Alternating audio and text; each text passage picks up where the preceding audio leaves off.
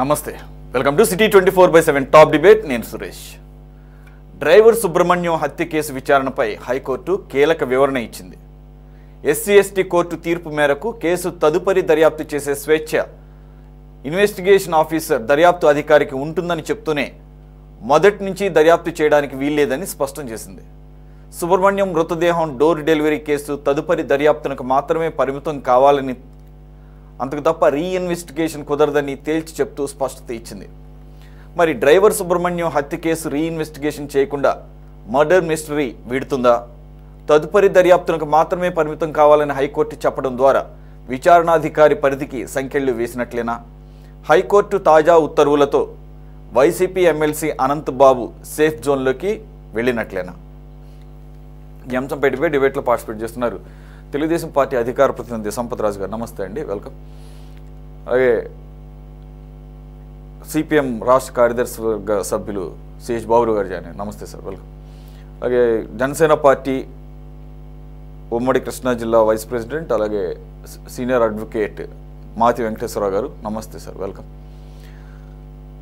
జన చైతన్య వేదిక రాష్ట్ర అధ్యక్షులు లక్ష్మణ్ రెడ్డి గారు కూడా జాయిన్. నమస్తే అండి, welcome. Sir, Venkateswara Rao garu, as you are being an advocate, this is purely legal aspect కాబట్టి I will start off with you straight away. Sir, ఇప్పుడు ఒకటి చనిపోయిన యువకుడు దళిత యువకుడు, ఎస్సీ/ఎస్టీ అట్రాసిటీ కింద కేసు ఫైల్ అవుతుంది. చనిపోయిన దగ్గర నుంచి దీని గనక పూర్వాపరాలు చూస్తే మొదటి నుంచి కూడా పోలీసులు, అప్పటి ప్రభుత్వం చాలా పేలవంగా ఈ వ్యవహారంలో అనంతబాబుకి, అంటే ఎవరైతే ఎక్యూజ్డ్ ఉంటాడో ఎక్యూజ్డ్ని సేవ్ చేసే విధంగానే మొదటి నుంచి పోయింది. అతని ఒంటి మీద 33 గాయాలుండి ఉండి వాళ్ళ తల్లి ఫిర్యాదు చేసే వరకు కూడా దీన్ని అనుమానాస్పద మృతిగా అప్పట్లో 2022 మేలో జరిగిందన్నారు ఈ మర్డరు. అది అప్పట్లో door delivery, body door delivery అన్నదానిగా బాగా ఫేమస్ అయింది. అప్పటి వరకు ఈ మహానుభావుడు ఎవడో కూడా ఎవడికి తెలియదు, నాకైతే తెలియదు. ఇతని ఫేస్ కూడా తీరా చూస్తే వైసీపీ ఎమ్మెల్సీ అట. మరి పెద్దల సభకి అంతకుముందు అతని మీద రౌడీ షీట్ కూడా ఉందట. వాళ్ళ ఫాదర్కి కూడా మంచి రికార్డే ఉందట వేధించటాల్లో జనాలు. మరి నక్సలైట్లు చంపేశారని అంటున్నారు, ఎంతవరకు నిజమో తెలియదు. అతని మీద రౌడీ షీట్ ఉంది. వైసీపీ ప్రభుత్వం రాగానే వైసీపీ రౌడీ షీట్ ఎత్తివేసింది. దానికి ముందు ఏదో పదవి ఇచ్చింది. ఆ పదవీ కాలం పూర్తయిన తర్వాత ఎమ్మెల్సీ ఇచ్చిందట. ఈ బాడీని, అతని డ్రైవర్ సుబ్రహ్మణ్యాన్ని చంపేసి డోర్ డెలివరీ చేసే వరకు ఇతను ఎమ్మెల్సీ అని కూడా నాకైతే తెలియదు, ఎవరికైనా తెలిసి తెలియదు. అది పక్కన పెడితే ఇతనికి మీద కేసు నమోదు చేయకపోవటం మూలంగా మొదట్లో కొన్ని రోజులు ఆడుతూ పాడుతూ తిరిగాడు. అప్పుడు విమర్శలు వస్తే అప్పట్లో మంత్రిగా ఉన్న ఒక ఆయన అయితే ఆయనే తప్పు చేయలేదు కాబట్టి అలా తిరుగుతున్నాడని కూడా కితాబు ఇచ్చినటువంటి పరిస్థితి చూసాం. సరే, మొత్తానికి కేసు నమోదు చేయాలి తప్పనిసరి పరిస్థితులు అన్నప్పుడు కూడా పేలవంగా ఛార్జ్ షీట్లు ఫైల్ చేశారని కోర్టులు కూడా తప్పుపట్టిన పరిస్థితి చూసాం. అతనికి బెయిల్ వచ్చే విధంగా అప్పటి పోలీసులు వ్యవహరించారు కాబట్టి అతను మధ్యంతర బెయిల్ దేని మీద తిరుగుతున్నాడు. మరి ఇప్పటికీ అది పూర్తి స్థాయి బెయిల్ వచ్చిందో లేదో తెలియదు. అయితే పక్కన పెడితే ఇది సరిగా ఇన్వెస్టిగేషన్ జరగలేదని చెప్పేసి కూడం ప్రభుత్వం వచ్చిన తర్వాత ఆయన తల్లి సుబ్రహ్మణ్యం తల్లి గారు డీజీపీని కలిసి ఇచ్చిన కంప్లైంట్ మేరకు దీన్ని ఫర్దర్ ఇన్వెస్టిగేషన్కి ఎస్సీ/ఎస్టీ రాజమండ్రి కోర్టు ఓకే చేసిన తర్వాత దాన్ని ఛాలెంజ్ చేస్తూ ఈ అనంతబాబు మళ్ళీ హైకోర్టుకి వెళ్ళటం, ఈరోజు హైకోర్టు అతన్ని తప్పుపడుతూ అతని పిటిషన్ని అలౌ చేయకుండా ఫర్దర్ ఇన్వెస్టిగేషన్కి అలౌ చేస్తూ మొదటి నుంచి చేయకుండా ఉత్తర్వులు ఇచ్చిందనేది కేసు పూర్వాపరాలు. సార్, మీరు యాజ్ ఎ లీగల్ దీనిగా ఇప్పుడు మరి మొదటి నుంచి లోపభూయిష్టంగా జరిగిన ఇన్వెస్టిగేషను, ఇప్పుడు ఉన్న ఇన్వెస్టిగేషన్ ఆఫీసరు పూర్తి స్థాయి నిబద్ధతతో పనిచేయాలనుకున్నప్పుడు మరి ఓన్లీ ఫర్దర్ ఇన్వెస్టిగేషనే చేయాలి అన్న ఈ ఇన్స్ట్రక్షన్స్ మూలంగా కేసు యొక్క ఆ స్ట్రెంగ్త్ ఎంతవరకు నిలబడే అవకాశం ఉంటుంది? నమస్కారం సురేష్ గారు, మీకు ప్యానెల్లో ఉన్నటువంటి మిత్రులందరూ కూడా నమస్కారం. అదేవిధంగా మన వీక్షకులందరూ కూడా శుభ సాయంకాలం. రాజకీయంగా వచ్చినట్లయితే డ్రైవర్ సుబ్రహ్మణ్యం గారి కేసు, అనంతబాబు గారు డోర్ డెలివరీ విషయం అనేది రాజకీయంగా ఒక దుమారం నేర్పింది. అనేకమైన దుమారమే లేపింది. అనేకమైనటువంటి డిబేట్లో మనం చర్చ చేసుకుని ఉన్నాం. ఇవాళ లేటెస్ట్ గా ఏంటంటే ఇన్వెస్టిగేటింగ్ ఆఫీసర్స్ వారి మదర్ సుబ్రహ్మణ్యం గారి తల్లి డీజీపీ గారికి దాని మీద మా అబ్బాయి శవం మీద 33 గాయాలు ఉన్నాయి, ఇది ఒక్కరితో అయ్యే పని కాదు, దీంట్లో కొంతమంది కూడా ఉండి ఉన్నారు, కాబట్టి దీన్ని మరలా ఇన్వెస్టిగేషన్ చేయించండి అనేటువంటి పిటిషన్ ఒకటి పెట్టడం, దాన్ని బేస్ చేసుకుని రాజమండ్రి ఎస్సీ ఎస్టీ కోర్టులో చట్ట ప్రకారంగా ఇన్వెస్టిగేషన్ ఏజెన్సీ అంటే పోలీసు వారు పిటిషన్ ఫైల్ చేస్తే ఆ కోర్టు వారు అలౌ చేసినటువంటి పరిస్థితి, ఫర్దర్ ఇన్వెస్టిగేషన్కి అలవాటు చేసినటువంటి పరిస్థితి మనం చూసాం. దాని మీద ఎమ్మెల్సీ అనంతబాబు గారు గౌరవ ఆంధ్రప్రదేశ్ హైకోర్టు వారు తలుపు తట్టడం, హైకోర్టులో జస్టిస్ లక్ష్మణరావు గారు వారి రిక్వెస్ట్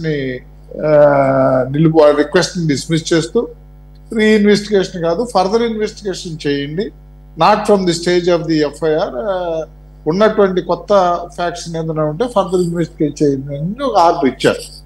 సో ఈ ఆర్డర్ ఇవ్వటం వల్ల ఎమ్మెల్సీ అనంతబాబు గారికి ఉపయోగం కాదా అనే విషయాన్ని పక్కన పెట్టినట్లయితే ఖచ్చితంగా కూడా రీఇన్వెస్టిగేషన్ లేనంత మాత్రాన ఉన్నటువంటి కేసు మెటీరియల్ ఫర్దర్ గా స్ట్రెంగ్థెన్ చేయటం, ఫార్టిఫై చేయటం అనేటువంటి విషయాన్ని ఫర్దర్ ఇన్వెస్టిగేషన్ లో కూడా ఆనెస్ట్ ఇన్వెస్టిగేషన్ ఆఫీసర్ అయ్యి ఆనెస్ట్ గా ఇన్వెస్టిగేట్ చేసి ట్రూత్ ని కనుక తీయాలనేటువంటి ఆలోచన చూస్తే ఫర్దర్ ఇన్వెస్టిగేషన్ చేస్తూనే ఫర్దర్ ఇన్వెస్టిగేషన్ లో వచ్చినటువంటి ఫ్యాక్ట్స్ ని కోర్టుకు సమర్పించినట్టయితే కోర్టుకి లేని పవర్ లేదు. ఒక్కసారి ఛార్జ్ షీట్ దాఖలు చేసినట్టయితే ఇన్వెస్టిగేషన్ లో కోర్టువి రీఇన్వెస్టిగేషన్ ఉంది, ఫర్దర్ ఇన్వెస్టిగేషన్ ఉంది, ఫ్రెష్ ఇన్వెస్టిగేషన్ ఉంది, అన్నీ ఉన్నాయి. బట్ ఉన్నటువంటి పరిస్థితుల్లో హైకోర్టు వారు ఇప్పుడు ఫర్దర్ ఇన్వెస్టిగేషన్ కి ఆర్డర్ చేశారు.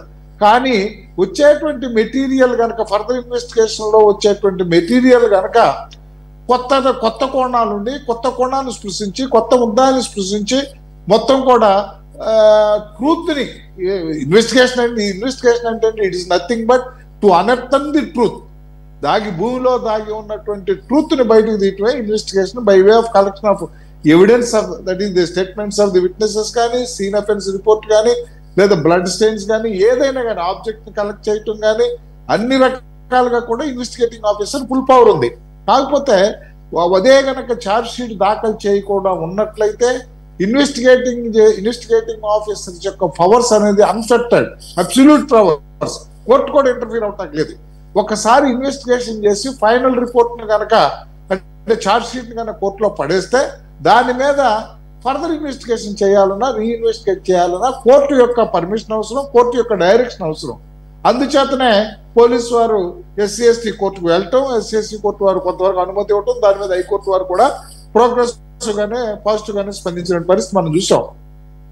ఇవాళ ఆంధ్రప్రదేశ్ లో ఈ చట్టాల గురించి ఈ సందర్భంలో ఒక విషయాన్ని నేను మనవి చేయదలుచుకున్న అందరికి కూడా తెలియాలనేటువంటి ఉద్దేశంతో, ఒకటేంటంటే ఒక క్రిమినల్ కేసు అది ఫాల్స్ కేసా, లేదు దాంట్లో ట్రూత్ఫుల్ కేసా, దాంట్లో బెయిల్ ఇవ్వచ్చా లేదా ప్రైమా ఫేసీగా, లేదు ఆ కేసుని విచారణలో నమ్మదగ్గ కేసా లేని కేసా అనేది తెలుసుకుంటాకి కొన్ని యార్డ్ స్టిక్స్ అనేది ఉంటాయి క్రిమినల్లో.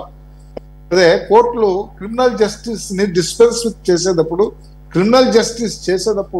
చేయాల్సిన మొట్టమొదటి యార్డ్ స్టిక్ ఏంటంటే delay of the first information report.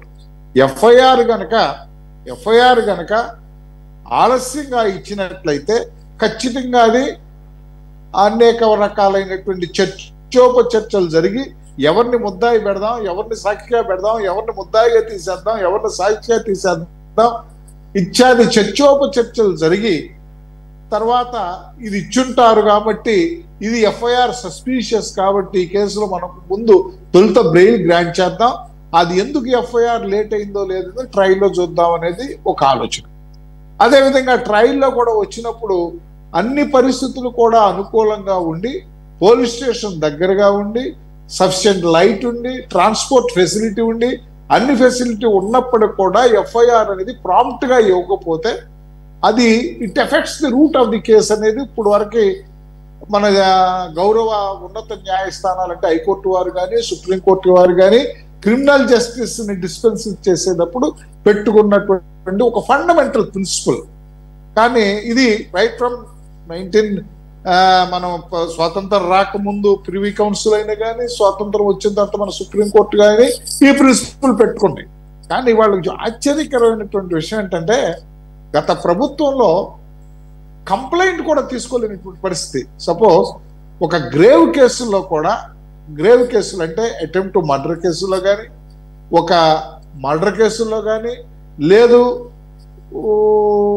ఒక పార్టీ ఆఫీస్ మీదకి వచ్చిన కేసే, రాజకీయ పార్టీ ఆఫీస్ మీదకి వచ్చిన కేసే, లేదంటే ఒక మాజీ చీఫ్ మినిస్టర్ మీద ఇంటికి వెళ్ళిన కేసే, వాటిని సక్రంగా చేయలేనటువంటి పరిస్థితుల్లో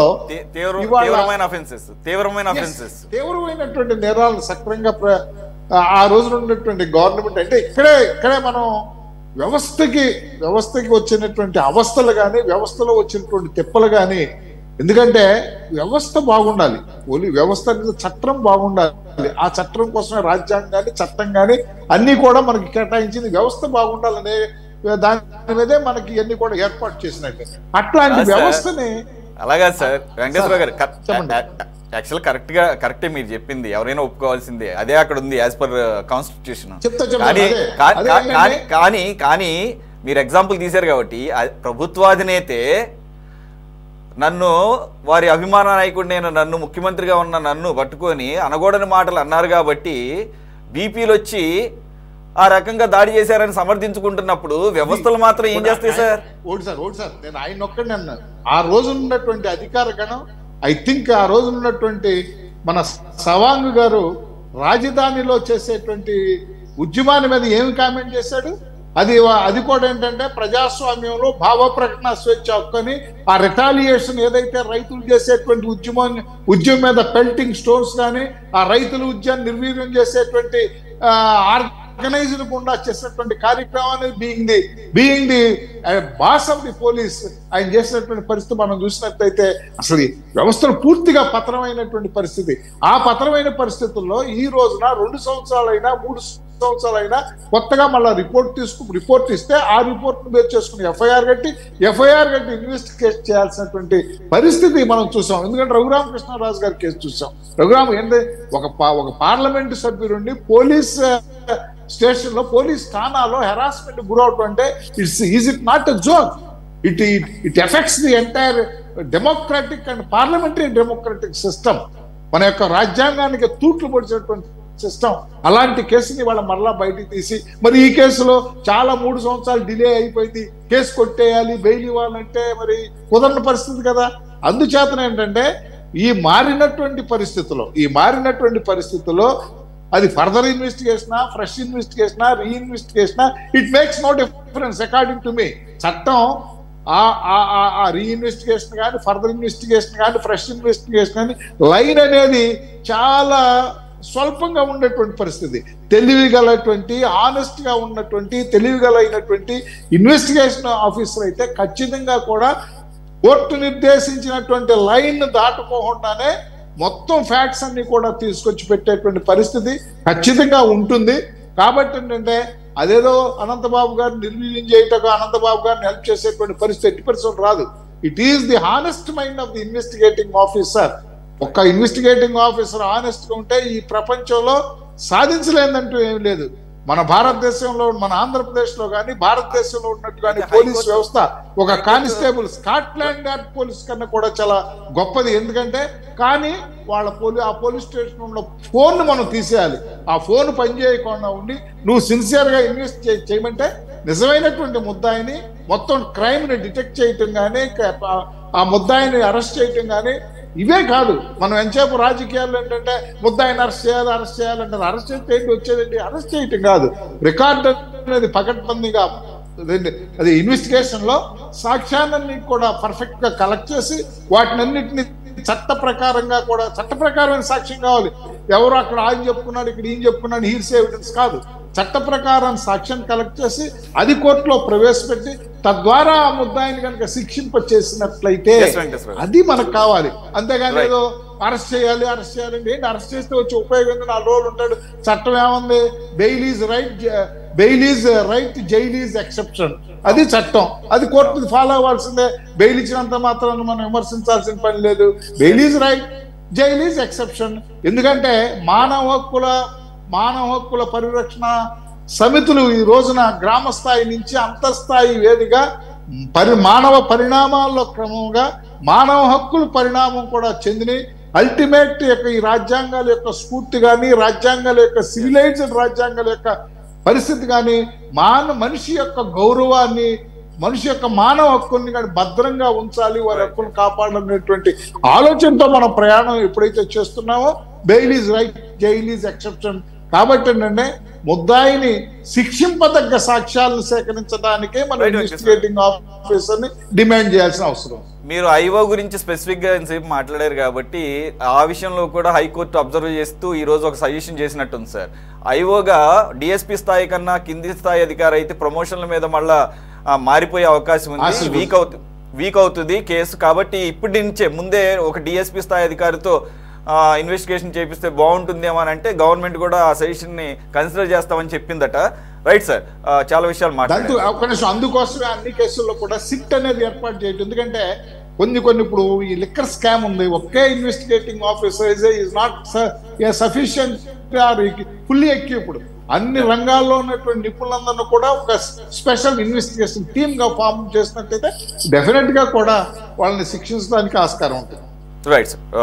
బాబురావు గారు, ఒకటి అప్పటి ప్రభుత్వంలో జరిగినటువంటి ఇన్సిడెంట్ మొదటి నుంచి కూడా పోలీసులు చాలా అనంతబాబుని ఎమ్మెల్సీని, అప్పటి వైసీపీ ఎమ్మెల్సీని సేవ్ చేసే కార్యక్రమంలోనే ఇన్వెస్టిగేషన్ జరిగిందని విమర్శలు ఈ కోర్టులు కూడా అబ్జర్వ్ చేసినాయి. ఛార్జ్ షీట్లు చాలా లోపభూయిష్టంగా సబ్మిట్ చేసినప్పుడు. అయితే అప్పటి ఇన్వెస్టిగేషన్ ఆఫీసర్, మరి ఎస్పీ ఎవరో గుర్తులే, ఆయన అతను చనిపోయిన అతను దళితుడు కాబట్టి ఎస్సీ ఎస్టీ అట్రాసిటీ అట్రాక్ట్ అవుతుంది కాబట్టి కేసు తీవ్రతను తగ్గించడానికి చంపేసిన అని ఆరోపణలు ఎదుర్కొంటున్నటువంటి ఎమ్మెల్సీ అనంతబాబుని కాపు అయితే కొండకాపు అయితే కనుక ఎస్టీ కింద వస్తాడు కాబట్టి ఎస్టీని చంపినట్టు అవుతుంది అని చెప్పేసి ఆ రకంగా ఫస్ట్ ఎఫ్ఐఆర్లో మెన్షన్ చేసినట్టుగా చెప్తున్నారు. తర్వాత ఎంఆర్ఓ స్థాయి అధికారి అతను కొండకాపు కాదు కాపు అని చెప్పేసి నిర్ధారణ చేసిన తర్వాత తప్పనిసరి పరిస్థితుల్లో మళ్ళీ మార్చాల్సి వచ్చింది. అది ఎస్సీ ఎస్టీ అట్రాసిటీ కేసు కింద. అఫ్కోర్స్ అప్పుడు కూడా అలాగే పెడతారు, కానీ కొద్దిగా డైల్యూట్ చేయడానికి ట్రై చేశాడని. రెండు, అంతకుముందు ఎన్నికలప్పుడు కూడా దిస్ సోకాల్డ్ ఎమ్మెల్సీ అనంతబాబు ఒక ఎస్టీ రిజర్వ్డ్ నియోజకవర్గంలో పోటీ చేయడానికి అప్పుడు కూడా కొండకాపుగా ప్రయత్నించాడని చెప్పేసి కూడా వినపడుతుంది. ఇవన్నీ పక్కన పెడితే ఆయన ఫ్యామిలీ హిస్టరీ నుంచి కూడా అతనికి ఈ క్రిమినల్ హిస్టరీ ఉందని చెప్పేసి, రౌడీ షీట్ ఉందని చెప్పేసి, వైసీపీ వచ్చిన తర్వాత రౌడీ షీట్ ఎత్తేయటమే కాకుండా ఆ ప్రాంతానికి అతను ఒక రాజ్యాంగేతర శక్తిగా ఉండటాన్ని జగన్మోహన్ రెడ్డి గారు పూర్తి స్థాయిలో సపోర్ట్ చేయటం, ఎమ్మెల్సీ ఇచ్చి ఎంకరేజ్ చేయటం, అలాగే సస్పెండ్ చేయకపోగా జస్ట్ మర్డర్ అని కూడా కాకుండా చనిపోవటం ద్వారా అని చెప్పేసి తూతూ మంత్రంగా సస్పెండ్ చేసి మళ్ళీ సస్పెన్షన్ ఎత్తేయటం, అతను బెయిల్ మీద బయటకు వచ్చినప్పుడు భారీ ఎత్తున స్వాగత సత్కారాలు ఏర్పాటు చేయటం, ఇవన్నీ చూసినప్పుడు వైసీపీ యాజ్ ఎ పార్టీగా ఈ రకంగా క్రిమినల్స్ని ఎంకరేజ్ చేసే ఒక సంస్కృతిని ఫాలో అవుతుందని చెప్పేసి is it not a classic example this murder? ఖచ్చితంగా అనంతబాబు ఈ సుబ్రహ్మణ్యం డ్రైవర్ హత్య కేసు, డోర్ డెలివరీ, ఇది అనంతబాబు ఎంత దుర్మార్గానికి పాల్పడ్డాడో సమాజం అంతా చూసింది. దాన్ని వైసీపీ ప్రభుత్వం, పార్టీ పూర్తిగా బలపరిచి అతన్ని కాపాడటం కోసం ప్రయత్నం చేశారు. దాంట్లో ఎటువంటి సందేహం లేదు. అలాగే అనంతబాబు ఈ మర్డర్ చేయటమే కాదు, ఆ ట్రైబల్ ఏరియాలో అతను సొంత రాజ్యం నడిపాడు. అది గంజాయి మొదలుకొని అన్ని రకాల అక్రమాలు ఇతను అనుచరులు పెద్ద ఎత్తున సాగించారు. దీనికి ప్రభుత్వ యంత్రాంగం పూర్తిగా అతను లొంగిపోయి గవర్నమెంట్ అతనికి అనుకూలంగా ఆ రోజున్న దాంట్లో సాగిపోయింది. ఈ కేసులో కూడా కేసును నీరుగార్చి అతనికి శిక్ష పడకుండా రాజ్యాంగ వ్యవస్థలే ప్రభుత్వం అడ్డం పెట్టుకుని పనిచేశారు. సరే, వాళ్ళ కోర్టు మళ్ళీ రీఇన్వెస్టిగేషన్ కాకపోయినా ఫర్దర్ ఇన్వెస్టిగేషన్ చేయమని అన్నారు, సంతోషం. ఇది అయితే వైసీపీ పార్టీ ఎంత దుర్మార్గం చేసినా రాష్ట్రంలో ఉన్నటువంటి అనేక మంది దీన్ని ఈ పార్టీ ఈ రకంగా దళితుల్ని, గిరిజనుల్ని, పేదల్ని అణిచివేస్తా ఉందన్న విషయాన్ని ఇంకా చాలామంది గమనించలేకపోతారు. చైతన్యవంతులు అవ్వాలి. ఏ పార్టీ అయినా కావచ్చు, ఏ ప్రభుత్వం అయినా కావచ్చు, చైతన్యవంతులు కావాలి. కానీ అదే సందర్భంలో ఈరోజు ఉన్నటువంటి కూటమి ప్రభుత్వం ఇప్పుడు ఇన్ని అనంతబాబుని శిక్షించడం కోసం సీరియస్గా తీసుకున్నారు, మంచిదే. కానీ ఇక్కడ సమస్య, గతంలో ఈ కేసు నీరుగార్చింది పోలీసులే, ఇవాళ మళ్ళీ ఇన్వెస్టిగేషను, మళ్ళీ ఫర్దర్ ఇన్వెస్టిగేషన్ చేయాల్సింది పోలీసులే. అంటే ఎవరు ప్రభుత్వంలో ఉంటే వాళ్ళ ఆదేశాల ప్రకారం ఈ పోలీసు కానీ ఇతర వ్యవస్థలు కానీ పనిచేస్తున్నటువంటి విధానం అప్పుడు ఇప్పుడు సాగుతానే ఉన్నాయి. ఆ పర్టికులర్ గత ప్రభుత్వంలో జరిగిన దాన్ని తీవ్రంగా వ్యతిరేకించాల్సిందే. ఇప్పుడు కూడా అదే పద్ధతి సాగుతుంది. పోలీసులు, అదే పోలీసు వ్యవస్థ ఎన్నో చూస్తున్నాం. మరి అటువంటప్పుడు పోలీసుల్ని స్వతంత్రంగా చట్ట ప్రకారం పనిచేయించుకునే అవకాశం గత ప్రభుత్వం వల్ల, దానికి భిన్నంగా ఈ ప్రభుత్వం అవకాశం ఇచ్చి మాది మంచి ప్రభుత్వం అని మాటల్లో కాదు చేతల్లో చూపించాలి. వీళ్ళు కూడా అదే పని చేస్తున్నారు. ఎన్నో కేసులు చూస్తున్నాం.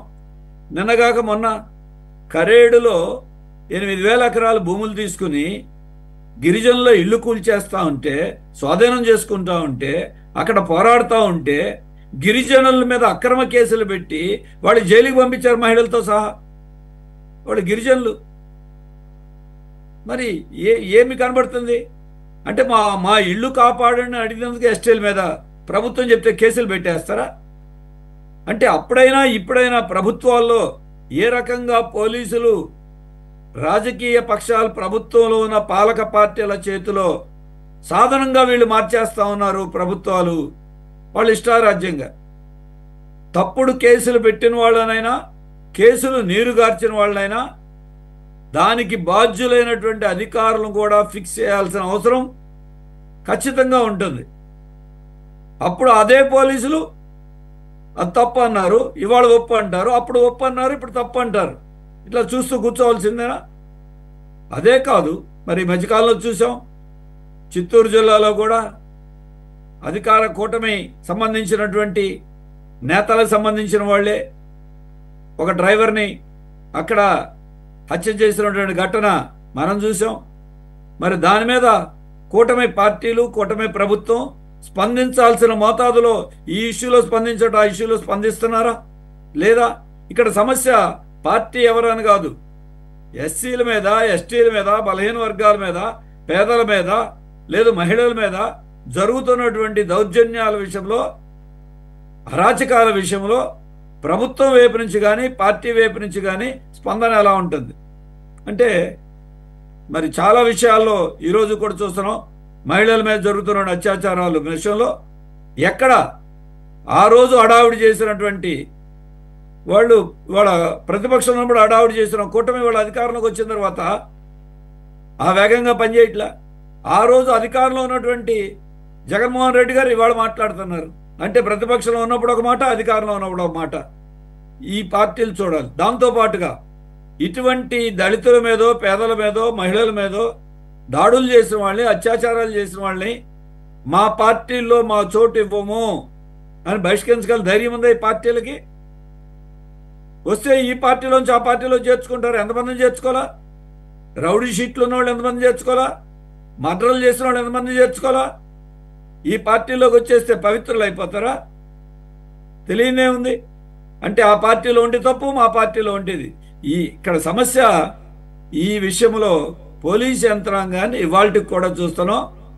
అధికార పార్టీ నేతలు చెప్పకపోతే కేసు నమోదు లేదు. ఇప్పుడు మీరు పాత సంగతి మాట్లాడుతున్నాం. 5 ఏళ్ల క్రితం జరిగిన దాని మీద ఇవాళ కేసులు బుక్ చేస్తున్నారు. ఎందుకంటే అప్పుడు పోలీసులు పట్టించుకోలేదని. ఎవరా పోలీసులు, ఎవరా ఎస్పీలు? ఇవాళ వాళ్ళు ఎక్కడున్నారు? మరి వాళ్ళ మీద చర్య తీసుకున్నారా? చర్య తీసుకోకపోతే రేపు అక్కడ ఇక్కడ అదే జరుగుతూ ఉంది. అందుకే ఇవాళ రాజకీయ పార్టీలో ప్రశ్న అయితే, వ్యవస్థలని నీరుగారుస్తున్నటువంటి ఈ టైంలో దీనికి ఖచ్చితంగా ఈ జరిగినటువంటి అనంతబాబు కేసు ఒక హెచ్చరికగా తీసుకుని ఇప్పటికైనా చేయాలి. అలాగే గతంలో మనం చూసాం, మహిళలు తప్పిపోయారు, పెద్ద ఎత్తున పవన్ కళ్యాణ్ గారు ఆరోపణలు చేశారు, మంచి సమస్యలు అవనెత్తారని అనుకున్నాం. మరి ఎక్కడ ఇవాళ సంవత్సరం అయిన తర్వాత ఏమైందనే ప్రశ్న సాధారణంగా ప్రభుత్వం సమాధానం చెప్పాల్సిన అవసరం ఉంది. మహిళలకు సంబంధించి మిస్సింగ్ కేసులు ఇప్పుడే పోలీసులు ఈ నెలాఖరు వరకు ఆ మిస్సింగ్ కేసుల మీద మేము ప్రత్యేకమైన దృష్టి పెడతామని సంవత్సరం తర్వాతనే అనౌన్స్ చేశారు. మంచిదే. అలాగే ఈ మధ్యకాలంలో మనం చూసాం, పెద్దాపురంలో జరిగినటువంటి మహిళల్ని ఒక వేశ్యా వాటికలకి నడుపుతా ఉంటే వాళ్ళకి బెయిల్ వచ్చింది. ఆ బెయిల్కి పోలీసు అధికారులు సహకరించారు. ఆవిడ పవన్ కళ్యాణ్ గారు కంప్లైంట్ ఇచ్చారు. కాదు బాబురావు గారు, పోలీసు అధికారులు సహకరించడం జనరల్ గా చూస్తుంటాం. అక్కడ పెద్దాపురం కేసులో ఎవరైతే వాటిని నడుపుతున్నారో వాళ్ళతో పోలీసు అధికారులు చట్టాపట్టాలు వేసుకొని గోవాల్లో బీచ్లో తిరుగుతున్నారు. మరి ఇళ్లలో వాళ్ళ పోలీసు అధికారులు ఫ్యామిలీలు ఏమనుకుంటారో అని భయం కూడా లేకుండా ఆ ఫోటోలు పెట్టుకుని తిరుగుతున్నారు సోషల్ మీడియాలో. అదే గత ప్రభుత్వం తప్పులు చేసిన దానికి ప్రజలు శిక్ష వేశారు. ఈ ప్రభుత్వం దానికి భిన్నమైనటువంటి పరిపాలన చేస్తుందా అంటే ఈ ఘటనలన్నీ ఈ కాలంలో, ఈ 13 నెలల కాలంలో జరిగిన దళితుల మీద దాడులన్నీ, గిరిజనుల మీద దాడులన్నీ, మహిళల మీద జరిగిన దాడులన్నీ, పోలీసులు దీంట్లో యాక్ట్ చేయకపోతే ఈ ప్రభుత్వం యాక్ట్ చేసి ఆ పోలీసు అధికారుల్ని ఏ రకమైన చర్యలు తీసుకుంటున్నారు. ప్రతోళ్ళు ప్రతిపక్షంలో ఉన్నప్పుడు మేము ఒక బుక్ రాస్తున్నామని వీళ్ళు అంటున్నారు, అప్పుడు రెడ్ బుక్ అన్నారు. మరి వీళ్ళేదో బుక్ రాస్తామని ఇప్పుడు అంటున్నారు. మేము వస్తే అధికారుల సంగతి తెలుస్తామన్నారు, వాళ్ళు వస్తే అధికారుల సంగతి తెలుస్తా ఉన్నారు. వీళ్ళు టీడీపీ పోలీసులు, వీళ్ళు వైసీపీ పోలీసులు, ప్రజలకు పనిచేసే పోలీసులు ఎవరు? ఇంకా ఇది ఎవరు? ప్రజలకి చట్ట నిష్పక్షపాతంగా పనిచేసే పోలీసులు ఎవరు? అన్ని దేశాల్లోనూ లేకపోతే కాస్త ప్రజాస్వామ్య వ్యవస్థలు ఉన్న దేశాల్లో దర్యాప్తు సంస్థలు వాటి పని చేసుకుంటూ ఉంటాయి, గవర్నమెంట్లు గవర్నెన్స్ చేసుకుంటూ ఉంటాయి. ఇక్కడ అలా కాదు. వీళ్ళ డ్యూటీ కూడా వచ్చే ప్రభుత్వాలే చేస్తాయి అంట. అందుకని బుక్కులు పెట్టారు. ఇప్పుడు వైసీపీ వాళ్ళేమో యాప్ పెట్టారంట, దానికి ఇంకా టైటిల్ పెట్టలేదు. కానీ వైసీపీ టీడీపీ వాళ్ళు రప్ప అనేది పెట్టుకుని నవ్వుకుంటున్నారు. కానీ మొత్తానికి మీరు పెద్దాపురం అంశాన్ని లేవనెత్తారు కాబట్టి పెద్దాపురానికి గతంలో ఉన్నటువంటి పునర్వైభవాన్ని తీసుకురద్దామని ఏమైనా ప్రయత్నాలు చేస్తున్నట్టున్నారు. ఇప్పుడున్న మోడర్న్ యుగంలో వాళ్ళ యొక్క వైభవం వెనకెళ్ళిపోయింది కాబట్టి, ఇంటర్నెట్ యుగంలో అన్ని ఏరియాలు పెద్దాపురాలు అయిపోయినాయి కాబట్టి దాన్ని ఒక సెపరేట్ స్థానాన్ని మళ్ళీ తీసుకోవాలన్న ప్రయత్నంలో పోలీసులు ఉంటే మరి ఈ ప్రభుత్వాలు ఏం చేస్తున్నాయి చూడాలి. రైట్ సార్, మళ్ళీ వస్తారు. ఇది ఒకటే టాపిక్. పోలీసులు అధికారులు ఎలా చేయొచ్చు? ప్రభుత్వం ఏం చేస్తా ఉంది? ప్రభుత్వంలోని పెద్దలు ఏం చేస్తున్నారు? ప్రజాప్రతినిధులు ఏం చేస్తున్నారు? ఏమిటి అంటే మీ మీద కేసుల సంగతి, వాళ్ళ మీద కేసుల సంగతి రాజకీయం తప్ప, తిట్టుకోవడం తప్ప అసలు నిజంగా ప్రజలకు రక్షణ కల్పించాల్సిన వ్యవస్థలు ఈ రకం లేదు. దేశమంతా అలాగే ఉంది. నేను మేలగాం దాంట్లో జరిగినటువంటి 17 సంవత్సరాల తర్వాత మారణకాండ జరిగి అనేక మందిని చంపేస్తే ఏమీ లేదని నిర్దోషులు విడుదల చేశారు. మరి నిర్దోషులుగా విడుదల చేయాలంటే దానికి సాక్ష్యాలు సరైన రీతిలో తీసుకురావాల్సిన వ్యవస్థలు ఫెయిల్ అయిపోతున్నటువంటిది దేశంలో చూస్తున్నాం, ఈ రాష్ట్రంలో చూస్తున్నాం. అందుకనే ఇక్కడ పార్టీల వారీగా అప్పుడు ఇప్పుడు కూడా జరుగుతున్న దాని మీద మనం అందరం కూడా ఖచ్చితంగా వ్యవస్థలుగా పనిచేయించి ప్రజలకు రక్షణ కల్పించడంలో జరుగుతున్న అంశమే చేయాలి. దాంట్లో అనంతబాబు ఇష్యూ తప్పనిసరిగా ఒక హెచ్చరిక. ప్రభుత్వం మరి దాన్ని ఇవాళ వాళ్ళు ఆచరణలో చూపించాల్సిన బాధ్యత వాళ్ళ మీద. Right sir. సంపత్రాజు గారు, ఒకటి ఏబీవీ వెంకటేశ్వరరావు గారు, ఆయన ఏబీవీ అంటారు కదా, ఆయన రిటైర్డ్ ఐపీఎస్గా ఉండి ఇలాగూ ఎవరైతే న్యాయం జరగలేదో పర్టికులర్గా ఈ పోలీస్ కేసుల విషయంలో అని ఆ గులకరాయి కేసు ఒకటి, అలాగే కోడికత్తి కేసుకు సంబంధించిన అతను, అలాగే ఈ సుబ్రహ్మణ్యంకి సంబంధించిన వాళ్ళని కూడా వెళ్ళి వాళ్ళ ఫ్యామిలీని కలవడం జరిగింది. న్యాయం చేస్తాను సాధ్యమైనంత వరకు దీన్ని ఇటువంటి కేసుల్లో తను రిటైర్డ్ ఐపీఎస్ కాబట్టి. మరి గవర్నమెంట్ ఒక ఇండిపెండెంట్గా ఉన్న రిటైర్డ్ ఐపీఎస్ అధికారి గతంలో వైసీపీ ప్రభుత్వ హయాంలో ఆయన ఎంత ఇబ్బంది పెట్టారో ఆయన్ని చూసాం మేము. మరి ఆయనే ఇండివిజువల్గా అంత హెల్ప్ చేస్తానని చెప్పేసి బయటకు వచ్చినప్పుడు ప్రభుత్వం అఫ్కోర్స్ దానిలో భాగంగానే ఇప్పుడు ఫర్దర్ ఇన్వెస్టిగేషన్ ఇవన్నీ చూస్తున్నాము. ఈ ఎమ్మెల్సీగా ఉన్నటువంటి అతన్ని అసలు అతను ఆ పదవికి అర్హుడేనా? అలాగే నిన్న కూడా వెళ్ళారు జగన్మోహన్ రెడ్డి గారు సోదరు వరుస అయ్యేటటువంటి ప్రశాంత్ రెడ్డి గారి మీద అనుచిత వ్యాఖ్యలు చేస్తున్న ప్రపంచం అంతా చూస్తే ఆయన అసలు ఏమీ మాట్లాడలేదు, ఆయనదేం తప్పులేదని చెప్పేసి ఆయన పరామర్శించడానికి, ఆయన తల్లిగారిని పరామర్శించడానికి వెళ్ళటాన్ని ఎలా చూడాలి? తల్లిగారు అంటే సరే, ఆవిడ పెద్ద ఆవిడ, ఆ టైంలో దాడి జరిగిన టైంలో ఆవిడ ఉన్నారని చెప్పేసి థ్యాంక్ గాడ్ ఆవిడకి ఏమవ్వలేదు. అయితే మరి అట్లీస్ట్ ఇటువంటి దళిత వ్యక్తిని రకంగా చంపి డోర్ డెలివరీ చేయటం, దీన్ని సీరియస్గా బయటికి తీయాల్సిన అవసరం ఉంది. రెండు అంటే వాళ్ళు వచ్చి కంప్లైంట్ చేస్తేనేనా అన్యాయాలు గురైన వాళ్ళు ఒక్కొక్కరు రావచ్చు రాకపోవచ్చు. ఇప్పుడు డాక్టర్ సుధాకర్ని ఏ రకంగా పెడరెక్కలు విరిచి నడి రోడ్డు మీద పోలీసులు ఏ విధంగా బిహేవ్ చేశారో చూసాము. ఆ మనస్తాపంతోనే ఆయన చనిపోవడం కూడా మనం ఆ కోవిడ్ టైంలో చూడటం జరిగింది. ఆయన కూడా దళిత డాక్టరే. ఇక్కడ దళితుడైతేనే అని ఏం కాదు, కానీ నేనేమంటున్నానంటే గత ప్రభుత్వంలో చెప్పుకున్నట్టు మేము దళిత బంధులు లేకపోతే అసలు ఎస్సీ ఎస్టీలు నా అన్నదమ్ములు అక్క చెల్లెళ్ళు అని చెప్పిన వాళ్ళకే ఆ రకంగా అన్యాయం జరిగినప్పుడు ప్రయారిటైజ్గా వాళ్ళకి న్యాయం చేయాల్సిన అవసరం ఖచ్చితంగా కనపడుతుంది ఏమంటారు? అందరికీ నమస్కారం. ఇక్కడ సురేష్ గారు ఒక విషయం, మీరు దాదాపు 3-4 ప్రశ్నలు చెప్పారు. ఇవన్నీ వాటి అన్నిటికీ సమాధానం చెప్తారు. ముందుగా ఏబీవీ వెంకటేశ్వరరావు గారు ఎవరైతే ఇబ్బంది పడ్డారో వాళ్ళ ఇళ్లకు పోయి పరామర్శించి వాళ్ళ బాగోగులు ఆయన చేయగలిగింది చేస్తా ఉన్నారు. అదేవిధంగా కూటమి ప్రభుత్వం వచ్చిన తర్వాత ఏదైతే డ్రైవర్ సుబ్రహ్మణ్యం ఇంటికి వెళ్ళడం జరిగింది ప్రజాప్రతినిధులు, ఆ డ్రైవర్ ఇంటికి వెళ్ళిన తర్వాత వాళ్ళ పరిస్థితులు అన్ని చూసిన తర్వాత చాలా పేద స్థితిలో ఉంటే వాళ్ళ తమ్ముడికి గవర్నమెంట్ ఉద్యోగం ఇవ్వడం జరిగింది. అదేవిధంగా వాళ్ళకి ఉండడానికి కూడా సరైన ఇల్లు లేకపోతే 3 సెంట్లు ఇచ్చి ప్రభుత్వం డబ్బులతో ఇల్లు కట్టించారు. ఒక 2 ఎకరాల పొలం ఇచ్చారు. వాళ్ళని బాగానే చూసుకుంటుంది ప్రభుత్వం కూడా.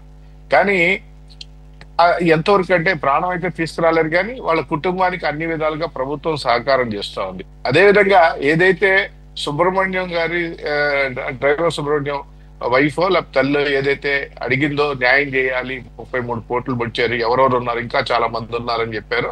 దాని మీద క్షుణ్ణంగా సిట్ దర్యాప్తు జరుగుతూ ఉంది. ఇక్కడ ఏంటంటే అండి, ఏదైతే చంపేదానికి సహాయం చేశారో వాళ్ళతో పాటు ఆయన్ని కాపాడేదానికి సహాయం చేయడం కూడా తప్పే, ఒక నిందితుడిని కాపాడడం కూడా తప్పే. దానికి కూడా ఎవరెవరు ఉన్నారు ఏంటనేది కూడా సిట్ దర్యాప్తులో పూర్తిగా వస్తుంది. వాళ్ళను కూడా సిట్ తీసుకొస్తుంది.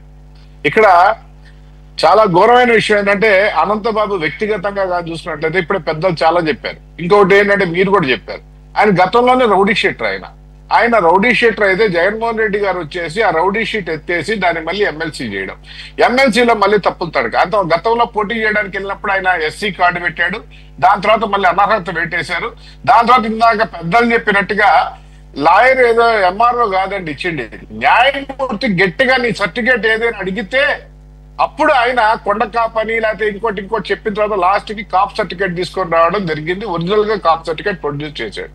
అయితే న్యాయమూర్తి గట్టిగా అడిగితే అనంతబాబుని ఇంకొక విషయం ఏంటంటే గతంలో అనంతబాబు చేసిన అక్రమాలు అన్యాయాలు అన్ని కాదండి, ఆయన గంజాయో ఇసుకో ఇంకా చాలా చాలా దౌర్జన్యాలు చేస్తే ఆయన్ని ప్రశ్నించిన వాళ్ళు కానీ ఎదిరించిన వాళ్ళు కానీ మళ్ళీ కనపడదు అనే నానుడు అక్కడ ఉంది.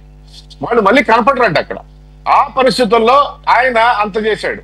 జగన్ కోటరీలో ముఖ్యులు అయినప్పుడు ఆయనకి అసలు అంత ప్రాధాన్యత ఎందుకు ఇచ్చారు జగన్మోహన్ రెడ్డి అంటే అక్రమంగా ఆయన ముడి సరుకులు మొత్తం కూడా సక్రమ మార్గం కాకుండా అక్రమ మార్గంలో ఆయన ముడి సరుకులు మొత్తం భారతీయ సిమెంట్ కి అక్కడి నుంచి సప్లై చేసే వ్యక్తిగా ఆయన ఉండి జగన్ కోటరీలో ముఖ్యంగా ఉండి ఆయన ఆడిందే ఆట పాడిందే పాటగా ఆ విధంగా ఉన్నట్లయితే జగన్మోహన్ రెడ్డి గారిని ఎత్తినేసుకొని రావడం, ఆయన కేసు నీరుగార్చే ప్రయత్నం కూడా గత ప్రభుత్వం చేస్తే ఈ ప్రభుత్వం సీరియస్ గా తీసుకొని చేస్తా ఉంది. కాబట్టి ఎటువంటి పరిస్థితుల్లో ఎవరైతే ఇబ్బంది పడ్డారో వాళ్ళందరినీ కూడా న్యాయం చేసే పరిస్థితి ప్రభుత్వం తీసుకుంటుంది. ఇందాక పెద్దలు చెప్పారు, ఏదైనా కూడా పెద్దలు చెప్పింది మంచి మాటే. గత ప్రభుత్వం చేసినట్టుగా ఈ ప్రభుత్వం చేయకూడదు. ఈ ప్రభుత్వం కూడా పోలీసు వ్యవస్థగా ఈ ప్రభుత్వం ఎటువంటి పరిస్థితుల్లో ప్రతి వ్యవస్థని పక్షపాతంగా లేకుండా వాళ్ళ పని వాళ్ళు చేసుకునేటట్టు చూస్తున్నాం. దానిలో ఎటువంటి తేడా లేదు. ఏ వ్యవస్థకి కూడా ఇన్ఫ్లుయెన్స్ బేస్ తోటి మేమేం చేయడం లేదండి. చాలా స్పష్టంగా చెప్పాం. నిజంగా కక్షపూరితంగా చేయాలి, పోలీసు కూడా మాకే చేయాలి అనుకుంటే మొట్టమొదటిగా జగన్మోహన్ రెడ్డి గారిని లోపలేయాలండి. ఎందుకని చెప్తున్నారంటే అన్యాయంగా అక్రమంగా 53 రోజులు చంద్రబాబు నాయుడు గారిని లోపలేయడం జరిగింది. అలాంటి పరిస్థితుల్లో జగన్మోహన్ రెడ్డి మీద మేము ఆ పరిస్థితుల్లో లేం. ఎటువంటి పరిస్థితుల్లో స్పష్టంగా వచ్చిన వెంటనే ఎమ్మెల్యేలు, ప్రజాప్రతినిధులు, లేకపోతే పార్టీ కార్యకర్తలు, సీనియర్ల ముందు చంద్రబాబు నాయుడు గారు కానీ అక్కడ పవన్ కళ్యాణ్ గారు కానీ చాలా స్పష్టంగా చెప్పడం జరిగింది. కక్షపూరితమైన వాతావరణం మనకు వద్దు. కక్షపూరితంగా వాళ్ళు ప్రవర్తించిన దానివల్ల 151 నుంచి 11కి పడిపోయారు. ఆ విధమైన వాతావరణం వద్దు. మనం రాష్ట్రాన్ని డెవలప్మెంట్ దిశగా తీసుకెళ్దాం. రాష్ట్రం అన్యాయం అయిపోయింది, అధోగతికి అయిపోయింది, దీన్ని బాగు చేద్దాం. 2 వ్యవస్థల్ని పటిష్టంగా తయారు చేద్దాం. వ్యవస్థల్ని గందరగోళం చేశారు, అవన్నీ సర్దుబాటు చేసుకొని నీట్ గా రాష్ట్ర ప్రభుత్వం ప్రజలకు అందుబాటులో సంక్షేమాన్ని ఇస్తూ అభివృద్ధి తీసుకొస్తూ అదేవిధంగా రాష్ట్రానికి కావాల్సిన మౌలిక వసతులన్నీ కూడా మళ్ళీ ఏర్పాటు చేసుకునే పరిస్థితుల్లో ఈ రోజు ప్రభుత్వం అడుగు వేస్తూ ఉంది. కాబట్టి ఎటువంటి పరిస్థితుల్లో అక్కడక్కడ ఇలాంటివి జరుగుతూనే ఉంటాయి. ప్రతి రాష్ట్రంలో, ప్రతి జిల్లాలో, ప్రతి ఊర్లో జరుగుతూ ఉంటాయి. అవి కూడా జరగకుండా చూడాల్సిన బాధ్యత ప్రభుత్వాన్ని. దాని మీద సీరియస్ గా ఈ మధ్య యాక్షన్ తీసుకుంటున్నారు. అంటే ఇంతకుముందు లేదని కాదు, ఇంకా సీరియస్ గా తీసుకుంటున్నారు. ఎందుకంటే మొన్ననే మాట్లాడుకున్నారు, నిఘా కోసంగా ఈ కెమెరాలు, డ్రోన్, విపరీతం టెక్నాలజీని ఉపయోగించుకొని ఎక్కడికెక్కడికి ఏమీ చేయకుండా. ఎందుకంటే గత ప్రభుత్వంలో గంజాయి విచ్చలవిడైపోయింది. గంజాయి వల్ల చాలా హత్యలు జరిగినాయి, చాలా మానవంగా చాలా ఆడవాళ్ళని ఇబ్బంది పెట్టడం. అవన్నీ కూడా గంజాయిని ముందు అరికట్టేసి, ముందు చీప్ లిక్కర్ వల్ల చాలా ఇబ్బందులు పడడం జరిగింది. అవన్నీ కూడా అరికట్టినట్లయితే ఎటువంటి పరిస్థితుల్లో రాష్ట్రంలో ఏ విధమైన వాతావరణం, అన్యాయాలు జరగకుండా, హత్యలు జరగకుండా, ఏమి జరగకుండా సస్యశ్యామలంగా ఉంటుంది. అదేవిధంగా నిరుద్యోగం ఏదైతే ఉన్నారో వాళ్ళందరికీ ఉపాధి లేక గందరగోళ పరిస్థితుల్లో ఉన్నారు. ఆ ఉపాధి అవకాశాన్ని మెరుగుపరచడానికి ప్రభుత్వం సీరియస్ గా చర్యలు తీసుకుంది. కాబట్టి ఎటువంటి పరిస్థితుల్లో అలాంటివి జరగకుండా చూసే బాధ్యత అయితే ఇప్పుడు ప్రభుత్వం తీసుకోవాలండి. రెండోది ఏంటంటే నిన్న ప్రసన్న కుమార్ రెడ్డి గారింటికి వెళ్ళారు. నిజంగా ప్రసన్న కుమార్ రెడ్డి గారు వాళ్ళ సిస్టర్ మీద మాట్లాడిన మాటలకి అవన్నీ పక్కన పెట్టి జగన్మోహన్ రెడ్డి గారు నల్లపరెడ్డి శ్రీనివాసరెడ్డి గారి కుమారుడు నల్లపరెడ్డి ప్రసన్న కుమార్, నల్లపరెడ్డి శ్రీనివాసరెడ్డి గారి భార్య ఎవరైతే ఇంట్లో ఉన్నారో ఆవిడని విచారించాను, ఒక ఆడ మహిళ పెద్ద ఆవిడని కూడా చూడకుండా అంటున్నారు. కరెక్ట్ గా అని కానీ అడుగుంటే, అమ్మా ఎందుకు దాడి చేశారనే మాట అడుగుంటే జగన్మోహన్ రెడ్డి గారు స్పష్టంగా వచ్చి ఉండేది. అయ్యా నా కొడుకు ఒక పనికి వాళ్ళ మాట చేశాడు, ఆ మనిషిని అట్టుబడితే తిట్టాడు, ఆడ మనిషిని, అందువల్ల ఇంటికి వచ్చారని చెప్పాడు. అది అడగకుండా ఆయన మాట్లాడేశాడు. వీరికి ఎంత కుసంస్కారం అంటే సొంత ఆయన చెల్లి మీద ఘోరమైన భాష మాట్లాడిచ్చి ఆమె పుట్టుక గురించి కూడా ఘోరంగా మాట్లాడితే తను కళ్ళనీళ్ళు పెట్టుకొని చెప్పింది, నా పుట్టుక గురించి కూడా అసహ్యంగా మాట్లాడుతున్నారు మా అన్నకు సంబంధించిన వ్యక్తులు, దగ్గరగా ఉన్నటువంటి వ్యక్తులు, వాళ్ళ మీడియా అని చెప్పేసి. కన్న తల్లిని మాట్లాడితే, కన్న తల్లి మీద చెల్లి మీద కేసులు పెట్టి తండ్రి మీద కేసులు పెట్టినటువంటి వ్యక్తికి అతను మళ్ళీ ఇంకో కుటుంబాన్ని పోయి పరామర్శి అంతెందుకండి. ఈ రోజు ఆయన వల్ల వ్యక్తిగతంగా ఆయన చుట్టూ ఉన్న కొటారి 12 మంది కోర్టుల కేసుల్లో ఉన్నారు. జగన్మోహన్ రెడ్డి గారికి దమ్ము ధైర్యం ఏదేదో మాట్లాడుతుంటాడు కదా, ఎన్నో పెద్ద మాటలు వాళ్ళని విచారించమంటే చాలా, ఇంకేమొద్దు. వాళ్ళ ఇళ్ళల్లో ఆడవాళ్ళు కొడతారు, ఏమైనా నీ వల్ల పనికి మాట్లాడా, నీ వల్ల వచ్చేసి మా వాళ్ళు అందరూ కేసుల్లో ఉన్నారు, జైల్లో ఉన్నారు, వాళ్ళని విచారించమనండి పోయి. ఇవన్నీ ఎందుకు ఎత్త మాటలు? నిన్న కూడా విధ్వంసం పోలీసు వాళ్ళు చేయడం కొడతారు.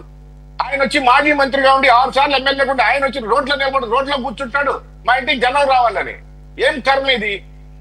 నీకోసం భద్రత. జగన్మోహన్ రెడ్డి గారు స్వయంగా చెప్తున్నాడు, 2000 మంది పోలీసులు పెట్టారు జనం రానికుండా కాదు, 2000 మంది పోలీసులు నీ భద్రత కోసం పెట్టారు, నీకు ఇబ్బంది జరగకుండా పెట్టారు. అక్కడ జరిగితే ఏమి జరుగుతుందంటే ఆఖరికి నీ కార్యకర్తలు నువ్వు చెప్పతావు, మళ్ళీ సంవత్సరం తర్వాత విచారణకు వస్తావు, అవన్నీ వద్దురా నాయన అని చెప్పేసి పోలీసు వస్తుంది. ఎక్కడికి పోతే విధ్వంసం చేయడం లేదు నువ్వు. కాబట్టి అది అరికెట్టడానికి పోలీసు వ్యవస్థ చాలా జాగ్రత్తలు తీసుకుంటే దాన్ని మళ్ళీ ప్రశ్నిస్తాడు. కాబట్టి ఆయన మాట్లాడే ఫ్రస్ట్రేషన్ లో ఉన్నాడు, ఆయన ఏం మాట్లాడుతున్నాడో ఆయనకే తెలియడం. రైట్, అందరూ బాగానే ఉన్నారు. పాపం అన్యాయంగా ఒక పోలీస్ కానిస్టేబుల్ చెయ్యరగొట్టారు అక్కడ. అదే ఏదో అంటారు కదా, ఉరుమురు మంగళం మీద పడిందని, ఈయన పర్యటన ఏందో మాకు సాగుకు వస్తుందని అనుకోవాలి ఇక పోలీసు వాళ్ళు. లక్ష్మణరెడ్డి గారు సార్, ఇక్కడ ఒక యాంటీ సోషల్ ఎలిమెంట్ అనేది క్లియర్గా అర్థమవుతుంది. The so called MLC, very unfortunate. మీలాంటి పెద్దలుంటే మేము ఆనందపడతాం అలాంటి సభల్లో. అసలు అతనికి అది మూతి మీద మీసాలు కూడా సరిగ్గా కనపట్టలేదు అక్కడ. కానీ అలాంటి తక్కువ అంచనా వేయడానికి లేదులేండి, అక్కడ ఏరియాలో డాన్ అట. అసలు ఎవరైనా ప్రశ్నిస్తే అక్కడ కనపడడం కూడా కనపడదు అనేది కూడా విన్నాం. సో ఒకటి, అటువంటి వ్యక్తిని ఈ రకంగా పెంచి పోషిస్తున్న ఒక టోటల్గా స్టేట్ అంటే ఆ రాజ్యమే ఆ రకంగా ఎంకరేజ్ చేస్తే ఎంత ఆ గంజాయి అంటున్నారు, రకరకాల వ్యాపారాలు అలాగే అక్రమాలు చేస్తున్నారు అంటున్నారు.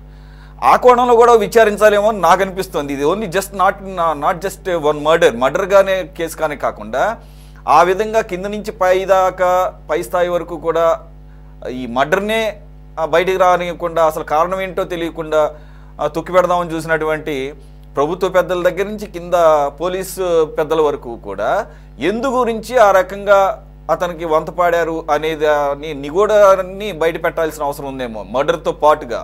ఈ మరి అతను ఎంతెంత ముడుపులు చెల్లిస్తున్నాడు, ఏ స్థాయిలో అతను సంపాదిస్తున్నాడు, ఏ రకమైనటువంటి అక్రమాలు చేస్తున్నాడు అనే దాని మీద కూడా ఏమంటారు సార్?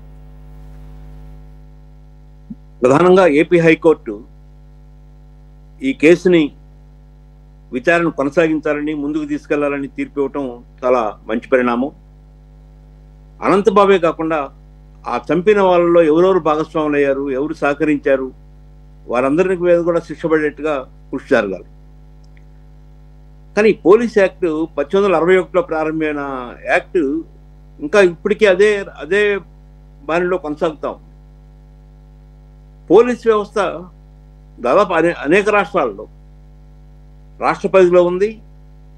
రాష్ట్ర ప్రభుత్వంలో ఏ పార్టీ అధికారంలో ఉంటే ఆ పార్టీకి సలాం కొడుతూ ఉన్న పరిస్థితిని చూస్తూ ఉన్నాం.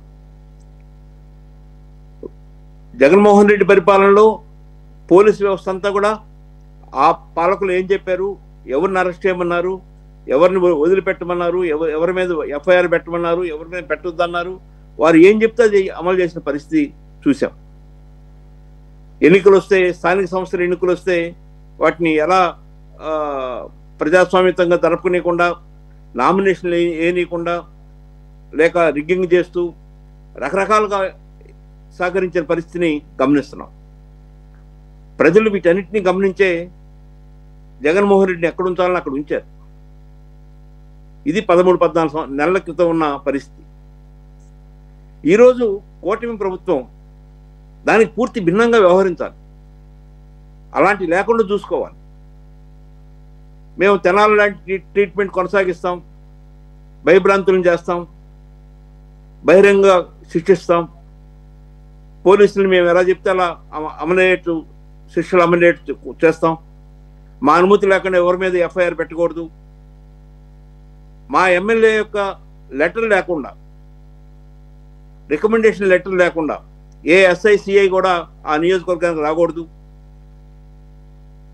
కేవలం ఒక లెటర్ ఇవ్వటమే కాకుండా ఆయా నియోజకవర్గంలో ఉన్న పరిస్థితిని బట్టి, ఆ పోలీస్ స్టేషన్ బట్టి 10 లక్షల నుంచి 15 లక్షలు 20 లక్షలు డబ్బులు తీసుకుని వారు నియమించటం. అలా నియమించిన తర్వాత ఆ పోలీసులు ప్రజల కోసం పనిచేస్తారా, ఎమ్మెల్యే కోసం పనిచేస్తారా, వాళ్ళ కుటుంబం కోసం పనిచేస్తారా, కోల్పోయిన డబ్బుని తిరిగి త్వరగా ఎట్లా రాబట్టుకోవాలనో దానికోసం పనిచేస్తారా, తిరిగి ప్రమోషన్ పొందాలంటే ఇంకెంత డబ్బు ఇవ్వాలనో అది సమకూర్చుకోవడానికి పనిచేస్తారా ఆలోచించాలి.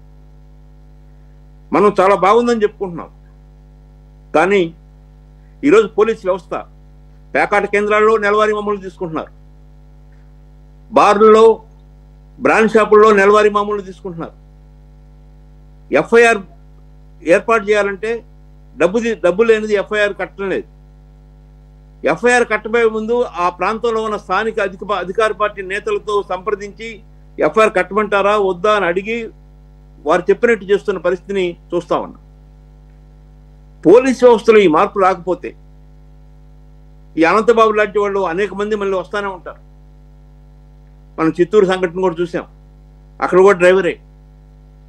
ఇలాంటి పునరావృతం కాకుండా ఉండాలంటే పోలీస్ వ్యవస్థ న్యాయ వ్యవస్థలాగా ఒక సముచిత గౌరవంతో ముందుకెళ్ళేట్టుగా అవకాశం కల్పించాలి. ఆ అవకాశం మనం ఇవ్వాలి. రాష్ట్ర ప్రభుత్వం అధికార పార్టీ ఆ అవకాశాన్ని ఇస్తే, వారు నిజాయితీగా పనిచేసే అవకాశం ఇస్తే సత్ఫలితాలు ఎక్కువ వస్తాయి. స్థానిక శాసనసభ్యుడి యొక్క లెటర్ ఎందుకండి? వారికి డబ్బులు ఇచ్చి రావాల్సిన అవసరం ఏముంది? ఈ కూటమి ప్రభుత్వం వచ్చేదో మొట్టమొదటి చేసిన తప్పదే. స్థానిక శాసనసభ్యులకి మొట్టమొదటి వచ్చిన ఆదాయం కూడా అదే, ఈ ట్రాన్స్ఫర్స్ మీద డబ్బులు రావడం. వీళ్ళ ఒక ఎమ్మెల్యే బయలుదేరితే ఆ ఎమ్మెల్యేకి ముందు ఒక వెహికల్, పోలీస్ వెహికల్, ఒక ఎస్ఐ, 2 కానిస్టేబుల్, హారన్, ఎన్ని అవసరమా? అంటే ఉన్న సిబ్బంది అంతా కూడా వీళ్ళకి సెక్యూరిటీ కోసమో, వీళ్ళ ఆర్భాటం కోసమో, వీళ్ళ గౌరవం కోసమో వినియోగిస్తూ ఉంటే ఇంకా రోజువారీ విషయాలు ఏం చూస్తారు? వీటిని గురించి ఇప్పుడున్న కూటమి ప్రభుత్వం పునరాలోచించుకోవాలి. ఇందాక బాబురావు గారు చెప్పారు కరేడు సంఘటన, ఇలాంటివి చాలా చోట్ల జరుగుతూ ఉన్నాయి. భూదాహం పెరిగిపోయి భూముల్ని పెద్ద పెద్ద బడా కంపెనీలకి, కాంట్రాక్టర్లకి, పారిశ్రామికవేత్తలకు ఒప్పచెబుతూ ఉంటే వాళ్ళకి రక్షణగా పోలీస్ వ్యవస్థను అక్కడ ఉంచుతున్న పరిస్థితి, ఆ రైతుల్ని భయాందోళనకి గురి చేస్తున్న పరిస్థితి. ఈ కూటమి ప్రభుత్వం రావాలి, జగన్ ప్రభుత్వం పోవాలని పనిచేసిన చాలా మంది మేధావులు ఈరోజు ఏబి వెంకటేశ్వరరావు కానీ, పివి రమేష్ కానీ, లేక అనేక మంది, వడ్డే శోభనాథేశ్వరరావు కానీ, చాలా మంది ఈరోజు బాధపడుతున్నారు. ఏడిఆర్ అని ఒక సంస్థ ఉంది, అసోసియేటెడ్ డెమోక్రటిక్ రిఫార్మ్స్ అని. ఆ సంస్థ ఆంధ్రప్రదేశ్ను స్టడీ చేసి 70% పైగా ఉన్న ఎమ్మెల్యేలు, ఎమ్మెల్సీలు క్రిమినల్ కేసుల్లోనూ, సివిల్ కేసుల్లోనూ నిందితులుగా ఉన్న పరిస్థితి. ఇలాంటి వాళ్ళకి మనం టికెట్లు ఇచ్చి వాళ్ళని గెలిపించి వాళ్ళని చాలా మంచి వ్యక్తులుగా, గౌరవమైన వ్యక్తులుగా, దాతృత్వం గల వ్యక్తులుగా, P4 అమలు చేసే వ్యక్తులుగా, పేదరికాన్ని నిర్మూలించే వ్యక్తులుగా ఉండాలంటే ఎలా ఉంటారు? వారు నిద్రలేసిన కాడ నుంచి ఎక్కడ ఇసుకలో డబ్బు సంపాదిద్దామా, ఎక్కడ మైనింగ్లో డబ్బు సంపాదిద్దామా, ఎక్కడ ట్రాన్స్ఫర్లో డబ్బు సంపాదిద్దామా, ఎక్కడ మద్యం షాపుల్లో వాటాలు పొంది డబ్బు సంపాదిద్దామా, ఈ డబ్బు వేటలో ఉన్న వాళ్ళతో మంచి పనులు ఎలా చేయగలుగుతారు? ఈరోజు అనంతబాబుని తప్పనిసరిగా శిక్షించాలి. మరొక అనంతబాబు తయారు కాకుండా ఉండాలంటే పోలీస్ వ్యవస్థ స్వతంత్రంగా, నిర్భయంగా, నిజాయితీగా, రాజకీయాలకు అతీతంగా పనిచేసేట్టుగా ఉండాలి. సుప్రీంకోర్టు చాలా డైరెక్షన్స్ ఇచ్చింది. ఒక ఆఫీసర్ని అపాయింట్ చేస్తే, ట్రాన్స్ఫర్ చేస్తే కనీసం 2 సంవత్సరాలు అక్కడ ఉండేట్టుగా చూడాలని, కానీ అది కూడా అమలు చేయటం లేదు. గత ప్రభుత్వంలో అనేక తప్పులు చేశారు, ఆ ప్రభుత్వానికి అండగా నిలబడ్డారని చెప్పని 199 మంది పోలీస్ ఆఫీసర్లను ఈరోజు వీఆర్లో ఉంచారు, వేకెన్సీ రిజర్వ్లో ఉంచారు. రోజు డీజీపీ ఆఫీస్కు సంతకాలు పెట్టాలి. ఈ 14 నెలల్లో వాళ్ళకి జీతాలు లేవు, ఈ 14 నెలల్లో వాళ్ళకి ఎలాంటి బెనిఫిట్స్ లేవు. ఇది నాకు తెలిసి భారతదేశంలో ఏ రాష్ట్రంలో ఈ పరిస్థితులు ఉండదు. వాళ్ళు శిక్షించాలి, తప్పు చేసి ఉంటే చట్ట ప్రకారం శిక్షించాలి, కోర్టుకు తీసుకెళ్ళాలి, ఇంకో సస్పెండ్ చేయాలి, ఇంకో పని చేయాలి. కానీ ఏ పని పాట లేకుండా నో వర్క్ నో పే అనే సిద్ధాంతం ప్రకారం జీతాలు ఇవ్వకుండా ఇంట్లో కూర్చోబెట్టి ఐపీఎస్ చేసిన వాళ్ళు, డిఎస్పీలుగా ఉన్నవాళ్ళు, సర్కిల్ ఇన్స్పెక్టర్లుగా ఉన్నవాళ్ళు 199 మంది అక్కడ ఉంచితే, ఇదే పరిస్థితి రేపు మళ్ళీ ఇంకొక ప్రత్యామ్నాయ ప్రభుత్వం వస్తే వాళ్ళు కూడా ఇప్పుడు ఈ ప్రభుత్వాన్ని సహకరిస్తున్న ఎస్పీలని, సిఐల్ని, డిఎస్పీలని అందరినీ వాళ్ళు కూడా ఇలాగా చేస్తే ఇంకా అరాచకమే కదా. నువ్వు ఈ 199 మందిలో ఎవరెవరు ఏమేమి తప్పు చేశారు, చంద్రబాబు నాయుడు అరెస్ట్ చేయడంలో తప్పు చేసిన వ్యక్తి ఎవరు, కోర్టుకు తీసుకెళ్ళు, సస్పెండ్ చేయి, లేకపోతే ఇంకొక ఎంక్వైరీ యొక్క ఫలితాలు చూడు. కానీ 14 నెలల పాటు ఐడియల్గా ఉంచడం అది చాలా దుర్మార్గమైన పరిస్థితి. ఎవరు అడగటం లేదు, ఎవరు ప్రశ్నించటం లేదు, ఈ విషయం ఎవరు మాట్లాడటం లేదు. నేను ఈ విషయంతో కొన్ని యాప్ల్లో పెడితే కొంతమంది ప్రొఫెసర్లు, నిజమా సస్పెండ్ చేసినా కూడా సగం జీతం వస్తుంది కదా, అసలు జీతం లేకుండా ఎందుకుంటారు, ఇచ్చుంటారులే. కానీ ఈరోజు ఒక మంచి పరిణామం జరిగింది. 6100 మంది కానిస్టేబుల్స్కి నియామకాలు ఇచ్చారు. మొదటిసారిగా కూటమి వచ్చిన తర్వాత ప్రభుత్వ ఉద్యోగం ఇచ్చిన సంఘటన ఈరోజు. కనీసం 6100 మంది కానిస్టేబుల్ వాళ్ళనైనా ఈ రాజకీయ వ్యవస్థ, ఈ అధికార పార్టీ యొక్క వ్యవస్థ వాళ్ళ మీద పడకుండా చూడాలి. వీళ్ళలో ఎంపికైన వాళ్ళలో, నియమించబడ్డ వాళ్ళలో ఎక్కువ మంది గ్రాడ్యుయేట్స్, పోస్ట్ గ్రాడ్యుయేట్స్ ఉన్నారు. వాళ్ళని ఈ రాజకీయాలకి అతీతంగా నిజాయితీగా పనిచేసేట్టుగా కృషి చేయాలని కోరుకుంటున్నాను. Right, okay. సముద్రరాజు గారు, యూ వాంట్ యాడ్ ఎనీథింగ్? నేను తర్వాత ఇదే దాని మీద కంక్లూడింగ్ రిమార్క్స్ తీసుకుంటాను. ఒక్క నిమిషం. ఎందుకంటే పెద్దలు చెప్పారు ఇప్పుడే, కానీ పెద్దలు చెప్పిన దానికి ఏంటంటే కొన్నిట్లో ఒక ఏకీభవించలేకపోతున్నాయి. ఎందుకంటే ఉదాహరణ చెప్పాలంటే, ముందుగా వ్యవస్థలు మారాలంటే ముందు మనం మారాలి సార్. ఇక్కడ ఏమవుతుందంటే, ఏదైతే క్రిమినల్స్ వస్తున్నారో లేకపోతే ఇంకోరు వస్తున్నారు, 70 మంది ఎమ్మెల్యేలు ఉన్నారు, 70% మంది ఎమ్మెల్యేలు ఉన్నారు, ఏదైతే మీరు చెప్పారు రికార్డ్స్ ప్రకారంగా, ఏదైనా కూడా ఇక్కడ వ్యక్తులు రూపాయి ఈకపోతే ఓటయ్యే పరిస్థితి లేదు సార్. ఇక్కడ వాళ్ళకి డబ్బులు తీసుకొని ఓటేసే పరిస్థితి ఎప్పుడైతే జనం వెళ్ళారో ఆఖరాకి డబ్బు సంపాదించినోడే రాజకీయాల్లోకి వచ్చి కార్పొరేట్ శక్తులు రాజకీయాలకు వచ్చి ఏలేస్తున్నాయండి. రెండోది ఇంకోటి ఏంటంటే కొంతమంది అధికారులు, ఎందుకంటే కొన్ని వ్యవస్థలు మార్చలేము సార్. మీరు అన్నట్టు పోలీస్ వ్యవస్థ, ఆర్టీఓనో లేకపోతే డాక్టర్లు ఉన్నారండి, జీజీహెచ్ఎల్లో పనిచేస్తూ ఉంటారు, ప్రైవేట్ ప్రాక్టీస్ చేస్తుంటారు, ఆడ మాత్రం ఏలు ముద్ర వేస్తారు, వెళ్ళిపోతారు. వాడిని సస్పెండ్ చేస్తే మంత్రి సైతం రాత్రికల్లా మళ్ళీ జాయిన్ అయిపోతాడు, ఎందుకంటే వాళ్ళ అసోసియేషన్స్ అంత స్ట్రాంగ్ ఉంటాయి. కాకపోతే ఇక్కడ మొత్తం కూడా లాబింగ్ అండి. కొంతమంది మీరు ఇప్పుడే చెప్పారు ఎమ్మెల్యే లెటర్ ఇస్తేనే ఎస్ఐ రిక్రూట్మెంట్ అని. రెండోది ఏంటంటే బాధాకర విషయం, వాళ్ళు డబ్బులు పే చేశారు, ఎమ్మెల్యేలకు డబ్బులు వచ్చినాయి. మేము ఒక విషయం చెప్తున్నాను సార్, మీరు ఎస్ఐలు కూడా ఎవరైతే ఉన్నారో వాళ్ళకి ఒక ప్లేస్ ఇస్తే ఆ ప్లేస్ పోకుండా మంచి ప్లేస్ కి వస్తే 10 రూపాయలు సంపాదించుకున్నారు, వాళ్ళు వచ్చేసి మళ్ళీ లెటర్లు బతిలాడి ఇన్ఫ్లుయెన్స్ చేసి తీసుకో అంటే వ్యవస్థల్లో కూడా మార్పు రావాలి సార్. అది ప్రభుత్వాలు తీసుకునే ప్రక్రియతో పాటు జనంలో కూడా రావాలనేది నా ఉద్దేశం అండి. జనంలో వచ్చినప్పుడే వస్తుందండి, అంత మించేయలేదు. ఇక్కడ ఎన్నో ఏళ్లుగా స్వతంత్రం వచ్చినప్పటి నుంచి చూస్తా ఉన్నాం, కొన్ని వ్యవస్థల్లో మార్పు వచ్చే పరిస్థితి కనపడలేదు సార్. చాలా బాధాకరం. ఎందుకంటే ఒక మనిషి చనిపోతే పోస్ట్ మార్టం చేసిపోతే పోస్ట్ మార్టం దగ్గర డాక్టర్ సైతం అడుగుతున్నాడు, అక్కడ పోస్ట్ మార్టం చేసే కూలీ అడుగుతున్నాడు, ఆఖరాకి అక్కడ పోస్ట్ మార్టం చేసే పోలీసు కూడా డబ్బులకి ఆఖరాకి శవాన్ని ఇచ్చే పరిస్థితి చూస్తున్నాం. ఇవన్నీ మారాలంటే వ్యవస్థల మార్పులు మన దగ్గర నుంచే స్టార్ట్ అవ్వాలనేది నా ఉద్దేశం అండి. ఎందుకు మారుద్దామని చెప్పేసి ఎప్పటి నుంచో ఉన్నటువంటి పార్టీలని ఆదరించే పరిస్థితి కనపడటం లేదు, కొత్తగా వచ్చిన వాళ్ళని ఆదరించినటువంటి పరిస్థితి లేదు. ఏదో ఒక చుక్కానిగా కనపడింది దేశ రాజధాని ఢిల్లీలో ఆప్ అనే దాన్ని ఆదరించడం వలన మార్పు ఏమైనా బిగిన్ అవుతుందేమో, స్ప్రెడ్ అవుతుందేమో అనుకుంటే దాన్ని కూడా తొక్కిపారేశారు డౌన్ ది లైన్ 10 years తర్వాత. సరే, అక్కడ కూడా ఉండాల్సిన లోకల్కి అక్కడ కూడా ఉండాల్సినవి ఉన్నాయంట ఆ పార్టీ. ఇప్పుడు ఒకటి వ్యవస్థీకృతం అయిపోయి ఎలక్షన్స్లో డబ్బు పరిధులు దాటిపోయి ఎంతైనా ఖర్చు పెట్టైనా గెలవాలని చెప్పేసి ఎంతకు తెగించారంటే లిక్కర్ డబ్బుని భాగాలుగా అంతా మన స్వార్థమే లేదు, మొత్తం మనం అనుభవించాలని కాదు, పెట్టుబడిగా పెట్టి ఎలక్షన్స్లో నెక్స్ట్ 30 yearsకి పునాది వేసుకుందాం అని చెప్పేసి అనుకుంటున్నప్పుడు who is going to play the elections play? Baburao garu పోటీ చేశారు, నిలబడగలగరా? అంటే నేను ఏమంటున్నానంటే ఆయనకు వచ్చింది చాలా గౌరవప్రదంగా వచ్చింది. ఆయన ఓట్లు చూస్తే ఆయన అప్రిషియేట్ చేయాలి, డౌటే లేదు దాంట్లో. మోరల్గా ఆయనే గెలిచినట్టు మాలాంటి వాళ్ళని అడిగితే. పాయింట్ ఏంటంటే ఈసారి అన్ని విషయాల్లోనూ ఒకళ్ళనొకళ్ళు విమర్శించుకున్నటువంటి వైసీపీ టీడీపీలు ఎలక్షన్స్ రోజు ముందు 2 రోజుల ముందు నుంచి కూడా ఎక్కడా కంప్లైంట్ చేయకుండా, అర్ధరాత్రులు కూడా పంచిపెట్టకుండా పగలే చక్కగా ఎవరి కాళ్ళు డివైడ్ చేసుకొని కోఆర్డినేట్ చేసుకొని పంచారు. అది కూడా 1000 రూపాయలు. ఈసారి కనీవిని రీతిలో 500 నుంచి స్టార్ట్ అయ్యేదే వినేవాళ్ళం. నో, స్టార్టింగ్ ప్రైస్ ఈస్ 1500 కూడా చాలా 2000 ప్లస్. 2000 ప్లస్. నేనేం చెప్తున్నానంటే we should be very practical అండి, రైటా? జనాలు మారాలి అని అంటే జనాలు అలా తయారు చేసిన వ్యవస్థను కూడా తప్పుపట్టాల్సిందే. ఇక్కడ ఇది ఒక cyclic process, we're in a vicious circle. So ఇది ఒక పెద్ద డిబేట్ అవుతుంది, మళ్ళీ ఎప్పుడన్నా మాట్లాడుకుందాము. Let us conclude on this topic. Sir వస్తాను సార్, లక్ష్మణ్ రెడ్డి గారు వస్తున్నాం, 1 minute ఈచ్. సార్ వెంకటేశ్వరరావు గారు, ఇప్పుడు ఇక్కడ ఈ పర్టికులర్ కేసులో అనంతబాబుతో పాటు ఇంకా చాలామంది ఉన్నారనేది మొదటి నుంచే వస్తున్నటువంటి ఆరోపణ.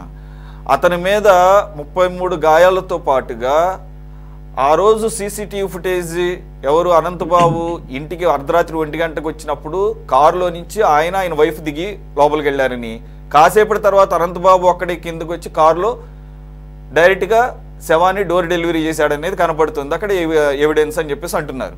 అంటే వారి వైఫ్ కూడా అతను అంటే అప్పటికే బాడీ కారులో ఉంది అని చెప్పేసి ఒక వాదన వినపడుతుంది, అది ఎస్టాబ్లిష్ చేయాలి.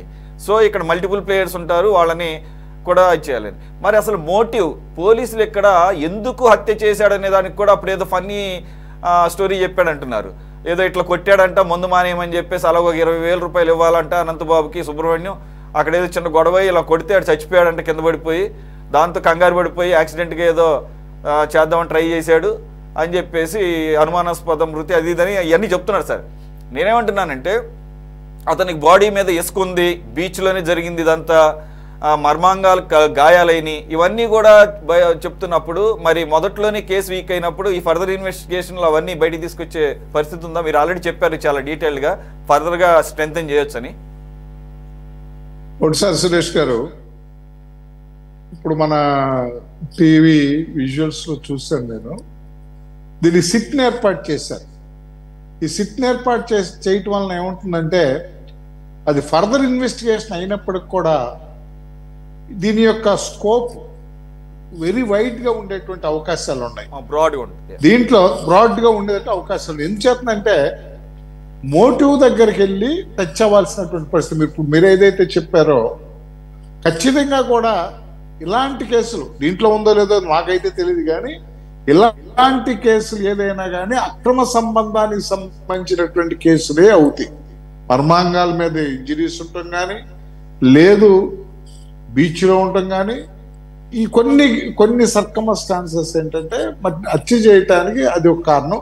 రెండు, కీలకమైనటువంటి సమాచారం బ్లాక్మెయిల్ చేయటానికి కావలసిన సమాచారం ఆ మృతుడి దగ్గర ఉంటే ఆ పరిస్థితుల్లో కూడా ఇలాంటి హత్యలు జరగటానికి డ్రైవర్ రూల్ అదే కదా. ఎవరు ఎక్కడికి వెళ్తారు, తన బాస్ ఎక్కడికి వెళ్తాడు, ఏం మాట్లాడతాడు, ఎవరితో ఉంటాడు, ఏం చేస్తాడు అనే విషయాలు అతనికి తెలుసు కదా. ఇలా కీలక సమాచారం అతనికి తెలిసి అతను బ్లాక్మెయిల్ చేసేటువంటి పరిస్థితుల్లో ఈ హత్య జరిగి ఉండాలా, లేదు అక్రమ సంబంధానికి సంబంధించినటువంటి హత్య కారణమైనా అయి ఉండాలి. సరే, what ever it might be. ఇప్పుడు మీరు ఎంత స్పృశించారంటే ఈ అంశాన్ని మొత్తం ఆ యొక్క అనంతబాబు గారి యొక్క లైఫ్ స్టైల్ మీద కూడా ఈ సిట్ ఇన్వెస్టిగేషన్ అంటే ఆయన మట్టెమ్మాడా, గంజా ఎమ్మాడా, ఇతరులను చంపాడా, ఇలాంటి మల్టీ డైమెన్షన్స్ లో ఈ కేసును ఖచ్చితంగా కూడా తీసుకొచ్చేటువంటి అవకాశం ఉంది. ఇవన్నీ వచ్చిన తర్వాత మరలా కోర్టులో కూడా పిటిషన్ ఫైల్ చేసి ఈ new of the available material in various angles it is better to reinvestigation అని ఆర్డర్ తెచ్చుకున్నా కూడా ఆశ్చర్యపోవాల్సినటువంటి అవసరం ఏమి లేదు. కావాల్సిందల్లా ఏంటంటే చిత్తశుద్ధి కావాలి, హానెస్టీ కావాలి. మనం అనంతబాబుని జైలుకి పంపాలనేటువంటి ఉద్దేశం మనకు అవసరం లేదు, లేదు అనంతబాబుని రక్షించాలనేటువంటి అవసరం కాదు. కావాల్సింది వాట్ ఈస్ ట్రూత్. ఈ భూమిలో ఇమిడిపోయేటటువంటి ట్రూత్ ఏంటనేది బయటకు అనర్థం చేసినట్లయితే ఖచ్చితంగా కూడా భవిష్యత్తులో ఇలాంటి పరిస్థితికి ఆస్కారం ఉండదు. ఇప్పుడు బాబురావు చెప్పారు, అప్పుడు పోలీసులే ఇప్పుడు పోలీసులే. నేను చెప్పేది అదే, నిందాడు చెప్పింది కూడా అదే. మన యొక్క కానిస్టేబుల్ కనుక ఆంధ్రప్రదేశ్లో ఉన్న కానిస్టేబుల్కి ఒక ఆయన యొక్క పరిధిని, ఆయన యొక్క ఉద్యోగ విద్యుక్త ధర్మాన్ని కనుక నెరవేర్చడానికి స్వేచ్ఛ ఇచ్చినట్లయితే ఖచ్చితంగా కూడా స్కాట్లాండ్ యార్డ్ పోలీస్ లాగా పనిచేస్తాడు. మళ్ళీ అట్ ది సేమ్ టైం నా వాదనే అప్రహితమైనటువంటి అధికారం చెక్కింగ్ లేకుండా ఇచ్చినా కూడా దాన్ని ఆయన దుర్వినియోగం చేయొచ్చు. ఇవన్నీ కూడా ఇది సోషలిజమా, మార్క్సిజమా, లెనినిజమా, నక్సలిజం అనేది కాదు. అన్నిటి మీద కావాల్సింది మోరలిజం, నైతికత, హానెస్టీ. ఈ ఇజమ్స్ కనుక ఉన్నట్టయితే సమాజానికి రక్షణ అనేది పటిష్టంగా ఉంటుంది. తప్పితే అవి కోల్పోయిన రోజున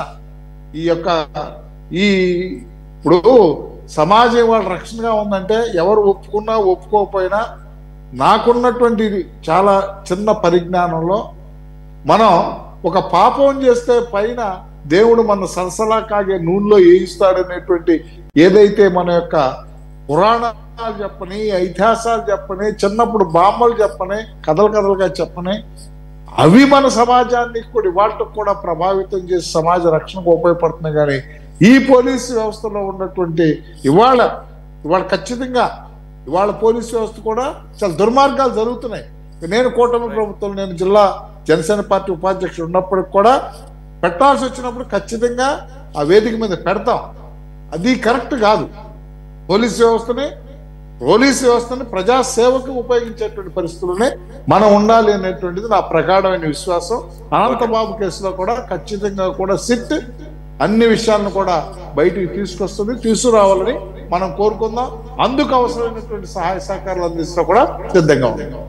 ఓకే బాబురావు గారు, ప్లీజ్ కంక్లూడ్.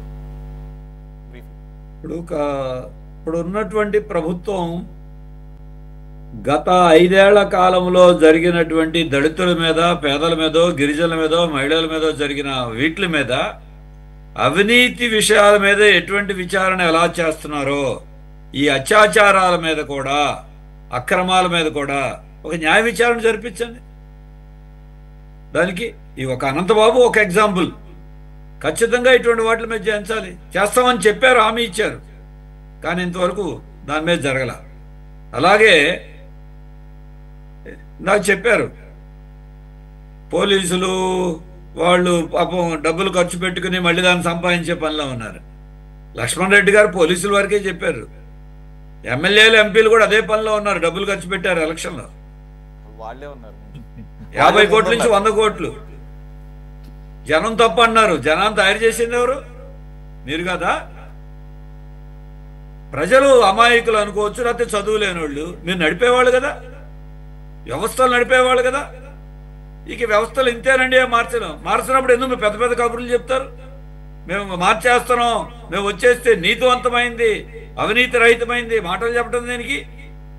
దానికి తోడు ఇప్పుడైనా మీరు ఓట్లు పంచకుండా ఎన్నికల్లో గెలవగలిగిన ధైర్యం ఈ పార్టీలకు ఉందా, ఈ నాయకులకు ఉందా? చూపించండి. అప్పుడు మా పరిపాలన చూసి, మమ్మల్ని చూసి, మా గొప్పతనాన్ని చూసి అని చెప్తున్నారు కదా. మరి అటువంటిప్పుడు రండి, ముందుకు రండి. దానికి భిన్నంగా మీరు భిన్నంగా లేకుండా వాడి 1000 పంచి మేము 1500, 1500 పంచి మేము 2000 పంచి మీరు ఇవాళ ఇంకా దాన్ని రాబట్టుకునే పనిలో ఉంటే, మీరు మద్యం గురించి, మా గంజాయి గురించి చెప్పారు, మంచిది. ఎన్నేనండి ఊళ్ళలో ఇప్పుడు ఎన్ని బెల్ట్ షాపులు తెరిచారు? ఊళ్ళలో బెల్ట్ షాపులు ఎంత వేలంపాటు పెట్టి అమ్ముతున్నారు? ఏ దాంట్లో ఏం లేదు. ఎంతమంది డైరెక్ట్గా పబ్లిక్గా కూటమిలో ఉన్నటువంటి ఎమ్మెల్యేలు బూడిద కోసం లారీలు పెడితే, నీ లారీలు నేను రానివ్వను, నే లారీలు రానివ్వనంటే సీఎం గారిని ఇద్దరు పిలిపించి బాబు తగదబడపడం బహిరంగాన్ని చెబుతా ఉంటే, రోడ్డు మీద పడి మాట్లాడుతూ ఉంటే కనపడుతున్నాయి, కనపడని విషయాలు తీసేద్దాం. మరి ఇన్ని కనపడతా ఉంటే ఇప్పుడు మీరు పోలీసుల్ని నీతివంతంగా పనిచేయండి, మీరు ఇసుక లారీ ఆపొద్దు, ఎవరన్నా చెప్పగలిగిన ధైర్యం ఉందా ఏ పోలీసుకైనా? మద్యం షాపులు, బెల్ట్ షాపులు ఆపగలిగిన ధైర్యం ఉందా? చంద్రబాబు నాయుడు గారు బెల్ట్ తీస్తానన్నాడు, బెల్ట్ తీసేదేం కనపట్ల. మీరు ఏలు పెట్టద్దని ఎమ్మెల్యేలకి నిధి సూత్రాలు చెప్తే వాళ్ళు కాళ్ళు ఏళ్ళు మనుషులంతా మునిగిపోయినారు. పబ్లిక్ గా తెలిసిన విషయాలే, ఇదేమీ రహస్యమో వెలికి తీయాల్సిన అవసరంలా. అప్పుడు అంతే, ఇప్పుడు అంతే జరుగుతుంది అదే. అప్పుడున్నోళ్ళు మంత్రులుగా ఉండి అవినీతి ఆరోపణలు ఉన్నోళ్ళు ఇప్పుడు మళ్ళీ కూటమిలో ఎమ్మెల్యేలుగా ఉన్నారు. కళ్ళ ముందు కనబడుతున్నాయి కదా ఇవన్నీ. కాబట్టి ఇక్కడ మార్పు కొద్దిగా డిగ్రీలో తేడా ఉంది ఇప్పుడు. కాదు సార్, అలాగే బాబురావు గారు, మనం ఎప్పటి నుంచో మాట్లాడుకుంటున్నాము ఇసుక దందాలు, మట్టి దందాలు, లిక్కరు, ఇవన్నీ కూడా ఈ గత 10-15 సంవత్సరాల నుంచి కాదుగా, దశాబ్దాల నుంచి ఉన్నదే. కానీ అంటే నేనేమంటానంటే, నేను ఎవరి సైడ్ కాదు కానీ కొత్త పుంతలు తొక్కింది ఏ మాట ఒక మాట. గత 5 సంవత్సరాల్లో సెంట్రలైజ్డ్ కరప్షన్కి తెరలేపారు. ఇది మనం చూస్తున్నాం కదా, గవర్నమెంట్ ఇన్వాల్వ్ అయిపోయి. ఇప్పుడు మీరు అన్నారు ఎమ్మెల్యేలు ఎంపీలు నిండా మునిగిపోయారని, అసలు ప్రభుత్వం మునిగిపోయి ప్రభుత్వ పెద్దలే మునిగిపోయారని వార్తలు వస్తున్నాయి కదా. ఇప్పుడు ఆ లిక్కర్ కుంభకోణం చూసాము. నాకు తెలిసిన కొనసాగిస్తున్నారు ఇప్పుడు. అదే సార్, అంటే విధానంలో తేడా ఉంది కదా సార్, విధానంలో తేడా ఉంది కదా, కొనసాగిస్తున్నారు విధానం. ఇప్పుడు వీళ్ళు ఫాలో అవుతుంది పాత విధానమే సార్. ఇప్పుడు జరగట్లేదు నేను అంటలేదు సార్. అయితే అప్పుడు ఆ షిరిడి సాయి యాంగిల్ అటు వచ్చారా? ఓకే, సెంట్రలైజ్డే. అప్పుడు సెంట్రలైజ్డ్, ఇప్పుడు సెంట్రలైజ్డే. అప్పుడు జగన్ బేనామీ సంస్థ, ఇప్పుడు కూటమిలో ఒకటి. మరి ఇప్పుడు ఎవరి బేనామీ అనాలి? ఇలా ఉంది పరిస్థితి. ఆవేదన అందరికీ ఉంది వ్యక్తులుగా. ఇప్పుడు పార్టీలు కాకుండా ప్రతి ఒక్కళ్ళు చర్చలో పాల్గొన్న వాళ్ళందరూ ఆవేదన ఉంది. కానీ కొన్ని మేము మాట్లాడగలుగుతాం, కొంతమంది మాట్లాడలేరు, బాధలు లోపల ఉంటారు.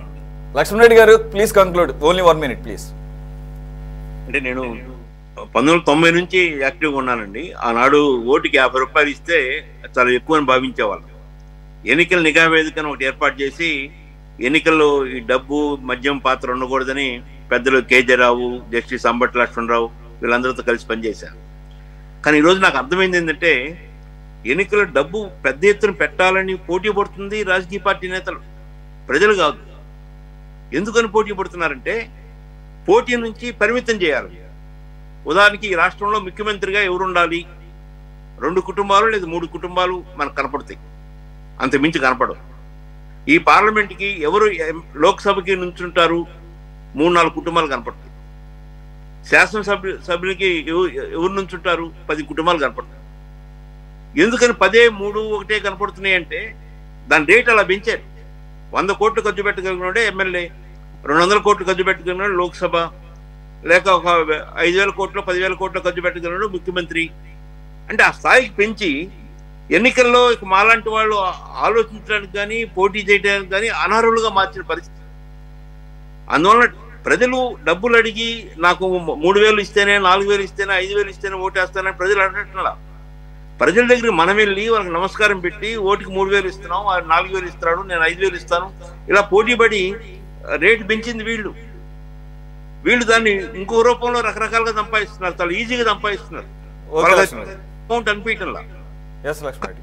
సామాన్య వ్యక్తులు, దాతృత్వం గలవాళ్ళు, సేవా దృక్పథం గలవాళ్ళు, స్వాతంత్ర స్ఫూర్తితో పనిచేసేవాళ్ళు, మంచి చేయాలని తపన పడేవాళ్ళు, వీళ్ళందరూ ఈ పోటీలో ఉండలేకపోతున్నారు, వెనక్కి వెళ్ళిపోతున్నారు. మళ్ళా వాళ్ళే కొనసాగుతున్నారు. వాళ్ళ దొంగల మధ్యనే పోటీ, ఈజీగా సంపాదించిన వాళ్ళ మధ్యనే పోటీ, నేరస్తుల మధ్యనే పోటీ, ఎవరు ఎక్కువ క్రిమినల్ నిందితులుగా ఉన్నారు వాళ్ళ మధ్య పోటీ. ఎస్ లక్ష్మణ్ రెడ్డి గారు, అయితే మీరు అన్నది వాస్తవమే, కానీ అయినా కూడా కొన్ని సందర్భాల్లో పలానా ఊరికి బై మిస్టేక్ అనమాట అండి, కావాలని ఇవ్వకూడదని కాదు, లేకపోతే డబ్బులు కాపాడు అయిపోయా, లేకపోతే జేబులో వేసుకుని కొన్ని ఓళ్ళకి పంచకపోతే మాకు పంచితే కానీ మేము ఓట్లు వేయము అని చెప్పేసి భీష్మించి కూర్చుని నిరసనలు చేపట్టినటువంటి పరిస్థితుల్లోకి వచ్చాము. సో ఇక ఈ డిబేట్ ఇప్పుడు మాట్లాడుకుంటామంటే ఇట్స్ నెవర్ ఎండింగ్. ఎందుకంటే ఇది ఎక్కడ మొదలైంది అని అనుకుంటే దాన్ని శోధిస్తూ వెళ్ళాలన్నమాట. శోధించడం వల్ల ఉపయోగం లేదు, సొల్యూషన్ కూడా ఏం కనపడటం లేదు unfortunately. So let us see what is going to be happen to this country. ఇది ఇంకొకటి నేను యాడ్ చేయదలుచుకున్నా, this is not the picture only in Andhra Pradesh, everywhere. తెలంగాణకు ఉండే తెలంగాణ రికార్డు, అలాగే అటు ఉత్తర భారతదేశం నుంచి దక్షిణ భారతదేశం వరకు. కాకపోతే ఏంటంటే అక్కడ కాస్త వెనకబడినటువంటి జనం ఉండబట్టి తక్కువ ఖర్చుతో అక్కడ పోతుందంట. మధ్యప్రదేశ్, ఒరిస్సా చాలా రాష్ట్రాల్లో చాలా తక్కువ ఎక్స్పెండిచర్. ఎక్కువ ఎక్స్పెండిచర్ ఎక్కడ జరుగుతుందంటే ఎక్కువ సహజ వనరులు ఎవరు దోచుకుంటున్నారో ఆ తమిళనాడు, ఆ మహారాష్ట్ర, కర్ణాటక, తెలంగాణ, ఆంధ్ర, ఈ 5 రాష్ట్రాలు. మిగతా రాష్ట్రాల్లో 15-20 లక్షల రూపాయలతో ఎమ్మెల్యేగా గెలిచిన సందర్భాలు చాలా ఉన్నాయి. 1-2 కోట్ల రూపాయలతో ఎంపీగా గెలుస్తున్న రాష్ట్రాలు చాలా ఉన్నాయి.